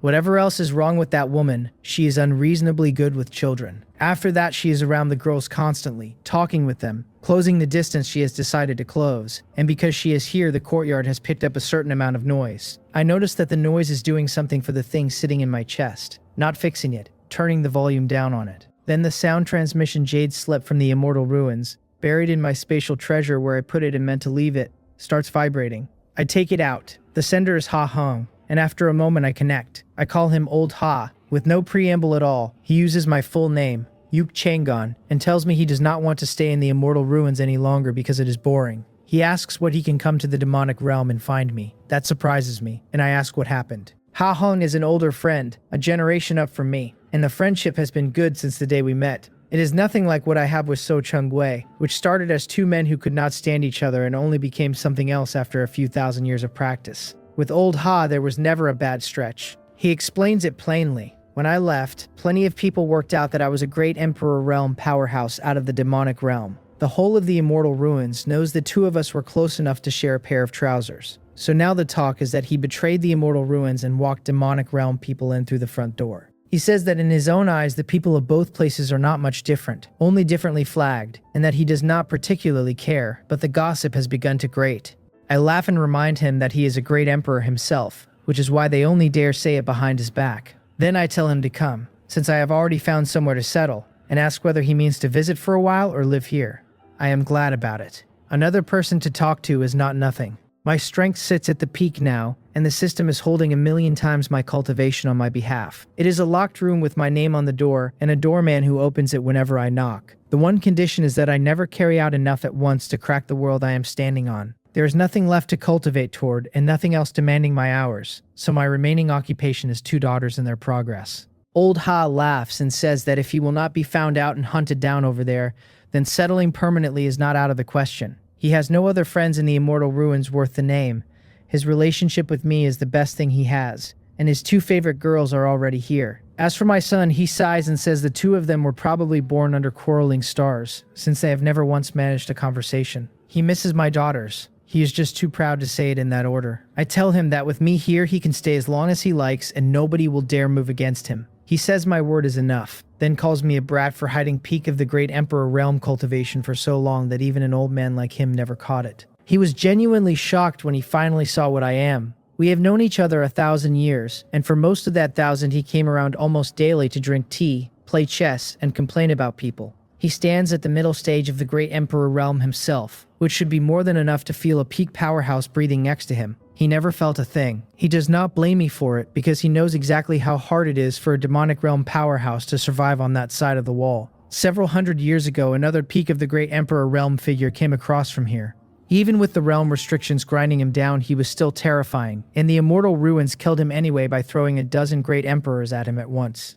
Old Ha watched the rough footage of that fight from a safe distance. He is under no illusions about what my exposure would have bought me. I tell him that not discovering it means he never doubted me. He laughs and says I really do know how to talk, then says he will pack immediately and asks earnestly how he should find me, or whether I will come and collect him. It took him 2 days to decide any of this. The demonic realm is no gentler in reverse. Once he is here, he cannot let his immortal ruins cultivation show, or a crowd of great emperors will come for him the same way. He intends to be extremely careful. I tell him to send a sound transmission when he reaches the place where the 2 realms meet, and I will come for him myself. Handing that job to anybody else leaves a gap in it, and if I am standing there, nobody in this realm can threaten his life. He says he will, cheerfully, and goes off to pack. When the transmission ends, my eldest is standing right there with her face lit up. She could not hear his half, but she heard mine, and she wants to know whether Grandpa Ha is coming and whether he might live here permanently. I nod, and she is off across the courtyard before I can add anything. She has been out of place here since the day we arrived,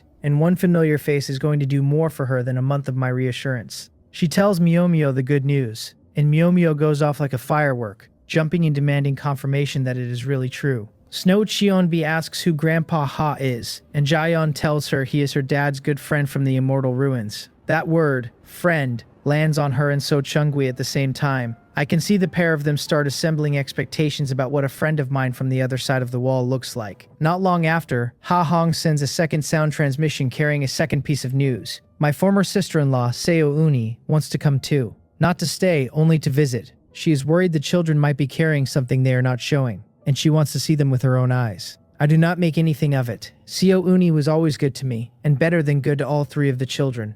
I agree on the spot, and tell them both to call ahead when they set out, and again at the junction of the 2 realms. When my daughters hear that their aunt is coming as well, the courtyard briefly stops being a courtyard. My Myo bounces around announcing it. Jaeyeon declares that she is going to go clean rooms for little aunt and Grandpa Ha right now, and goes to do it.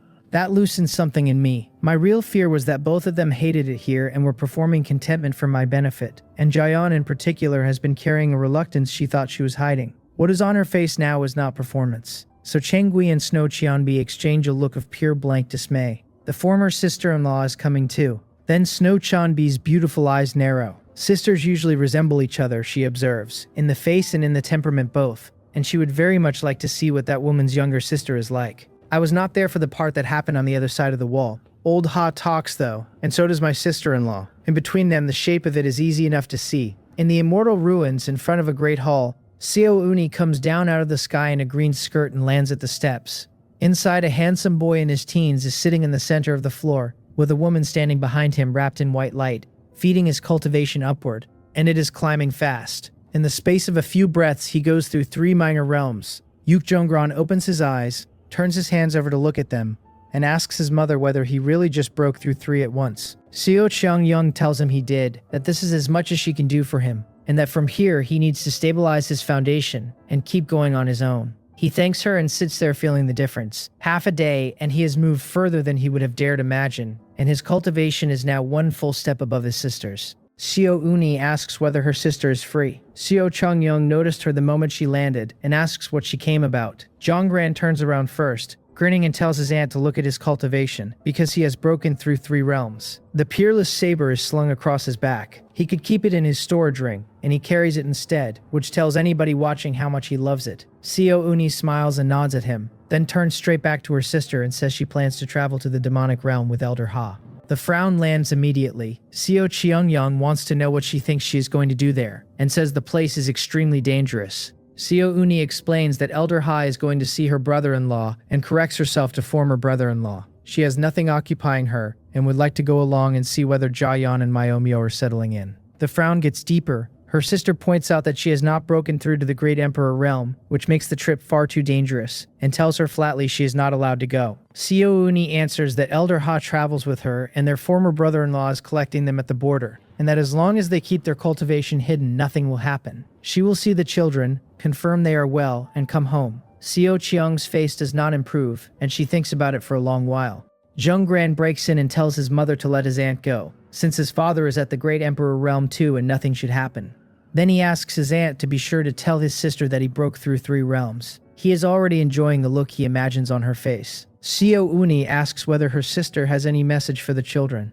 That is the real reason she came. She never needed permission. She came to find out whether there were any words because she thinks those 2 might miss their mother even if nobody says so. Seo Chang-yong closes her eyes and stays silent long enough for the hall to get uncomfortable. What she finally says is that her sister should tell them their mother has her own life and that they should not blame her. Then she tells Seo Uni to look after herself and come back early, because the longer she stays the more dangerous it gets, and adds one more thing. Her sister is good with formations. If the children have anything they want to say to their mother, she wants it recorded. She knows Seo Uni built a recording formation. Seo Uni says she will, and then asks again whether her sister truly has nothing of her own to send. She leaves the recording formations there, tells her she is departing in the morning, and says that if anything comes to her tonight, she should speak it into one of them. Then she goes home to pack. Seo Cheong-young looks at the formations lying there. She waves a hand and one of them drifts closer. She sends Jonggran off to consolidate what he has gained and tells him to bring her any questions. He agrees and goes.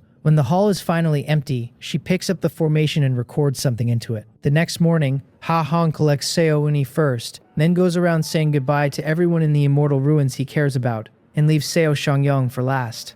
He looks at her with a great deal going on behind his face. He is the one who introduced her to me, and whatever went wrong between us has his fingerprints on it somewhere. He tells her he does not know when he will be back after this trip, and that he wanted to say a proper farewell. She asks whether he is certain about settling over there, and reminds him that it is dangerous. He says his mind is made up and asks her not to argue, and then asks whether she needs him to carry any message. He is hoping. He would like nothing better than to be handed a few words to bring to me. She shakes her head. Old Ha shakes his in return, and gives it up. Whatever those 2 were, it does not appear to be recoverable. Jonggran frowns and asks whether he will never see his grandfather Ha again. Ha Hong tells him that if fate allows it they will meet again, and that he should cultivate well. Then they can find out whether the boy or his sister reaches the Emperor realm first. Jonggran nods. Old Ha says he is off. Seo Haeonu asks his second sister whether she is really doing this, and cannot keep the helplessness out of it. He knows what that place is. Seo Uni tells him that is enough, and that they will talk by sound transmission.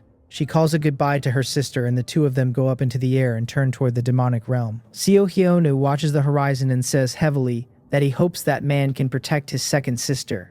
Then he says the other thing. The two children cultivated immortal ruins techniques, and if he had known where their father came from, he would never have let him take them away. He turns and asks his elder sister whether there is any way to bring the children back. Seo Cheongyang glances at her younger brother, decides she did not hear the question, and flies back into the hall while he is still calling after her. Ha Hong is an old great emperor, and flies at no small speed, and inside an hour they reach the border. Looking through the boundary wall at what is waiting on the other side, both of them get quiet. He takes out the sound transmission jade slip, calls me Chongan, tells me he has reached the boundary wall, and asks where I am. I am already on my way. They see a figure crossing the sky fast enough to leave no afterimage, and then it stops, on the far side of the boundary wall, and it is me. The two of them come through, and Seo Uni greets me as brother-in-law with a smile that has not changed in 1,000 years. I nod at her, then ask Old Ha whether this is his first time in the demonic realm. He says it definitely is, admits he is a little nervous, and tells me I'd better protect them properly. I tell him not to worry, because in this realm nothing can touch either of them, and to come with me, since the children have been waiting. I tell them not to resist, tear open the void realm with my cultivation, and step through with the two of them behind me at full speed toward Demonfall City. My cultivation is more than double what it used to be. Inside 2 breaths we have crossed several 100,000 miles, and the city is under us. Behind me 2 sets of eyes go wide. Old Ha asks how far I just carried them. Several 100,000 miles, I tell him, and I enjoy saying it more than I should. They stop moving entirely, hanging in the air where I left them. In everything either of them has ever learned, the fastest a peak of the Great Emperor Realm powerhouse travels is around 10,000 miles in one breath. They both felt us pass through space channels over and over, and they can put a floor on it at more than 100,000 miles. They cannot verify the rest, and they know I have no reason to lie to them. Old Ha works his way to the question he actually wants answered and asks, carefully, whether my emperor title has something to do with space. I look at my old friend and tell him to stop asking, because the children have been waiting a long time and we can sit down and talk once we are inside. He swallows the curiosity and nods. Seo Uni does not stop looking at the side of my face the whole way down. She used to think of her brother-in-law as a meticulous man, principled, easy to get along with, and that was the whole of the description. Now she cannot get to the bottom of me, and the harder a thing is to see into, the more she wants to look. I do not have to break the void realm for the last stretch. We fly for a short while and come out above a secluded mountain range, and I tell them we have arrived, then lead them down toward the courtyard. Jaeyeon and Myomyo are already standing out in the open with So Cheong-gui and the rest, faces turned up, waiting. Myomyo starts jumping and waving both arms and shouting for her grandpa Ha and her little aunt before we are anywhere near the ground. My eldest just smiles and waits. The instant the 3 of us land, both girls come across the yard like a gust of wind, get their arms around Seo Uni, and greet the 2 of them at once. Something warm comes up in Old Ha's aged eyes. He asks the good children whether they are adapting well here in the demonic realm. Jaeyeon tells him they are doing very well, that they eat well and drink well and sleep well. He asks what about Mayo, and my youngest reports that she is very good and only missed him a bit, and then immediately asks whether he would like some iced watermelon because it is delicious. He laughs and says perhaps not just yet. Myomyo informs Old Ha and her little aunt that she and her sister have already prepared rooms, takes a hand in each of her own, and tows them both indoors. I follow them in, smiling, and let it happen. Old Ha takes a seat, looks at So Chang-gui and at the woman who has not said a word yet, and asks who these 2 are. I tell him they are my friends here, and suggest the 2 of them introduce themselves. So Chang-gui smiles and announces himself as the So Great Emperor So Chang-gui, one of the top powerhouses of the demonic realm and my friend of many years. Then he asks what the 2 fellow Taoists are called. Old Ha greets him as fellow Taoist So, and gives his own name, describing himself as an old man out of the immortal ruins with a passably decent hand at artifact refining. Seo Uni pays her respects to Senior So. Then Snow Cheonbi introduces herself. She heard what Old Ha just said, and she is visibly working to present her gentlest face while she does it. She is Snow Cheonbi, one of the top powerhouses of the demonic realm, and my pursuer. The room, which had been warming up nicely, goes cold in one breath. I look at her without a single word available to me. She has never once in her life said the ordinary thing. Old Ha recovers first and laughs it off, saying he had not expected me to be even more popular over here than at home. Then he takes another look at her. Both of these people have now called themselves top powerhouses of the demonic realm, which puts them at the peak of the Great Emperor realm. And something else is bothering him. This woman looks a great deal like the demonic realm powerhouse he once watched being surrounded by a pack of immortal ruins experts. I close the topic, tell everyone to stop talking nonsense, and tell the travelers to rest, since they have come a long way. Snow Chiambi is quietly resentful about being cut off. While she is sulking, she looks over at Seo Uni, finds Seo Uni already looking back, and something dark goes across her eyes. She takes her measurements on the spot. This one has not reached the Great Emperor realm, and her looks are decent enough, but there is a gap in bearing and an abyss in strength. If the younger sister is this, the elder sister is presumably nothing special either, and that foolish woman only ever caught this man by sheer luck. Old Ha and Seo Uni put their things away in the rooms my daughters cleaned. Then Old Ha pulls me aside into his and says this old man has a great many questions for me. I sit down on the edge of the bed and gesture at him to start. The reason we became friends is that he has a stubborn streak running the whole way through. When he is working on something, he forgets to eat and forgets to sleep, and I am exactly the same. There was also a friend of mine, dead a long time now, built the same way, and I have caught his shadow in Old Ha more than once. 1,000 years of that, and the old man never once treated me as anything but a friend worth being honest with. He asks whether there is truly no possibility left between me and Xiangyang, and offers to do anything I need doing between the two of us, with everything he has. He means every word of it. I knew this was coming, and I shake my head and tell him there is no need, and to let the matter pass. He accepts that, then asks whether I really intend to stay here and never go back. I nod, he says good, then announces he has decided as well, and is settling right here. All he wants out of life is to research artifact refining, and he has never cared about anything outside it. All he needs is somewhere to work, and the important part, he says, is that when he finishes for the day he can go and see those 2 children. He likes my daughters a great deal, and wants to watch them grow up healthy. By the end of that sentence, there is sorrow moving under his eyes. Old Ha had a daughter once. She died in an accident when she was very small. I tell him the children like him just as much, and that I will have an artifact refining room set up for him. He should tell me whatever artifact refining materials he wants, since he has only just arrived and I intend to arrange all of it properly. I put a hand on his shoulder while I say it. He smiles and asks whether that is not rather inappropriate. I ask him whether he thinks he can go and get them himself, unfamiliar with every road in this realm, and point out that relying on me is his only available option. He coughs and says that in that case this old man will reluctantly agree, but he refuses to take advantage of me, so if I ever want anything refined, I should order him to do it free of charge. I tell him he said it, and that I fully intend to work him like a mule. The truth is I will never need Old Ha's hands for artifact refining.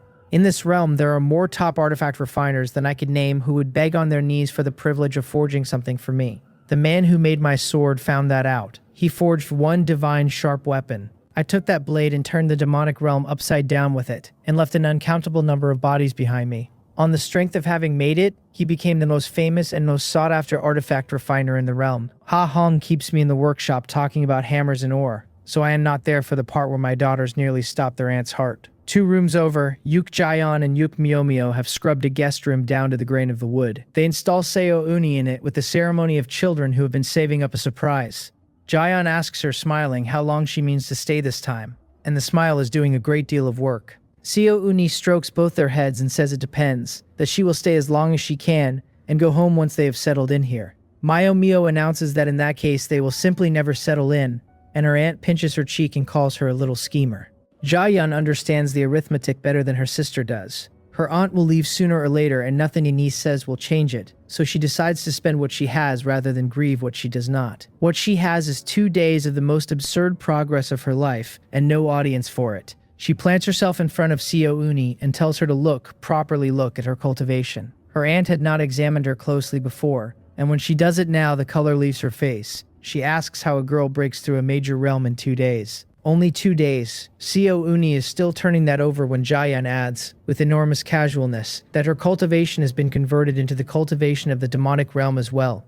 She lifts a palm with a ball of demonic chi rolling on it, and the pressure coming off her is not a child's pressure. Everyone from the immortal ruins knows the rule about crossing over. Anyone who wants a demonic realm cultivation technique has to throw away everything already built and begin from nothing, because nobody keeps both. Seo Uni asks her niece, quietly, to tell her honestly how it was done. It is all thanks to her dad, Jaeon says, and the rest comes out in a rush. He converted it. He pushed her up an entire realm while he was at it. and her aunt has no idea how strong he is. Jaeyeon has carried that discovery around for 2 days with nobody to hand it to, and she is not handing it over quietly. Seo Uni agrees that he is strong, that she had not realized he stood at the peak of the Great Emperor realm. Even so, converting a cultivation base is not something that realm explains. Jaeyeon answers that her father calls himself the only man on the whole Azure Cloud continent who can do it. Myo adds, grinning, that daddy has also been invincible for a very long time. Invincible. Seo Uni blinks at the word. Children do not lie about this sort of thing, and Jaeyeon's change is standing right in front of her. Still, invincible sounds like a father teasing his daughters, because there is always a higher mountain and a heaven above the heaven. Even so, her former brother-in-law frightens her a little. Her own elder sister could not have done to this girl what has been done, and neither could her elder sister's master. She settles privately on the largest claim she can still believe, which is that he must be one of the top handful of experts in the demonic realm. Then Jaeyeon remembers the sword. She pulls the Nine Hells Immortal Slaughtering Sword out of her storage ring, and one glance is all it takes. Seo Uni's soul shivers the way something small shivers on hearing a large animal breathe. The strongest blade she has ever laid eyes on is her elder sister's master's treasured sword, and beside this one, that treasured sword is a toy carved for a child. She asks where it came from, and her voice does not come out level. Jaeyeon presses her lips together, pleased, and reports that her dad gave it to her, and asks whether it is not very cool and very strong. Her aunt's mind stops working for a moment, and what floats up through the wreckage is her other nephew. After Yuk Jung-gran got his treasured saber, he could not put it down. He wore it on his back every day, turning to show that back to anyone who came near, so they would be forced to notice. Set beside a weapon like this. The comparison is almost cruel. Seo Uni asks again whether her niece is certain her father gave it to her. She points out that she is a well-traveled woman who has never seen one such weapon in all the immortal ruins. To hand a thing like that to a child makes it worse, not better. Jaeyeon lowers her head and admits, smiling, that she also thought her strength was not worthy of the sword, and that her dad told her the sword was not worthy of her. Seo Uni has nothing to say to that. This has to be her brother-in-law's own main weapon, and he handed it straight to his daughter. Her estimate of him climbs another notch. No wonder he was willing to shout down in Cheongseol that day, and no wonder he claimed he had the ability to kill her, when it turns out he was not talking big at all. What she keeps circling back to is that he held all of it in, on the worst day of his life, when anyone else would have turned that courtyard into a slaughter. She is still sitting in that thought when a small finger pokes her in the back. She turns and goes numb from the scalp down,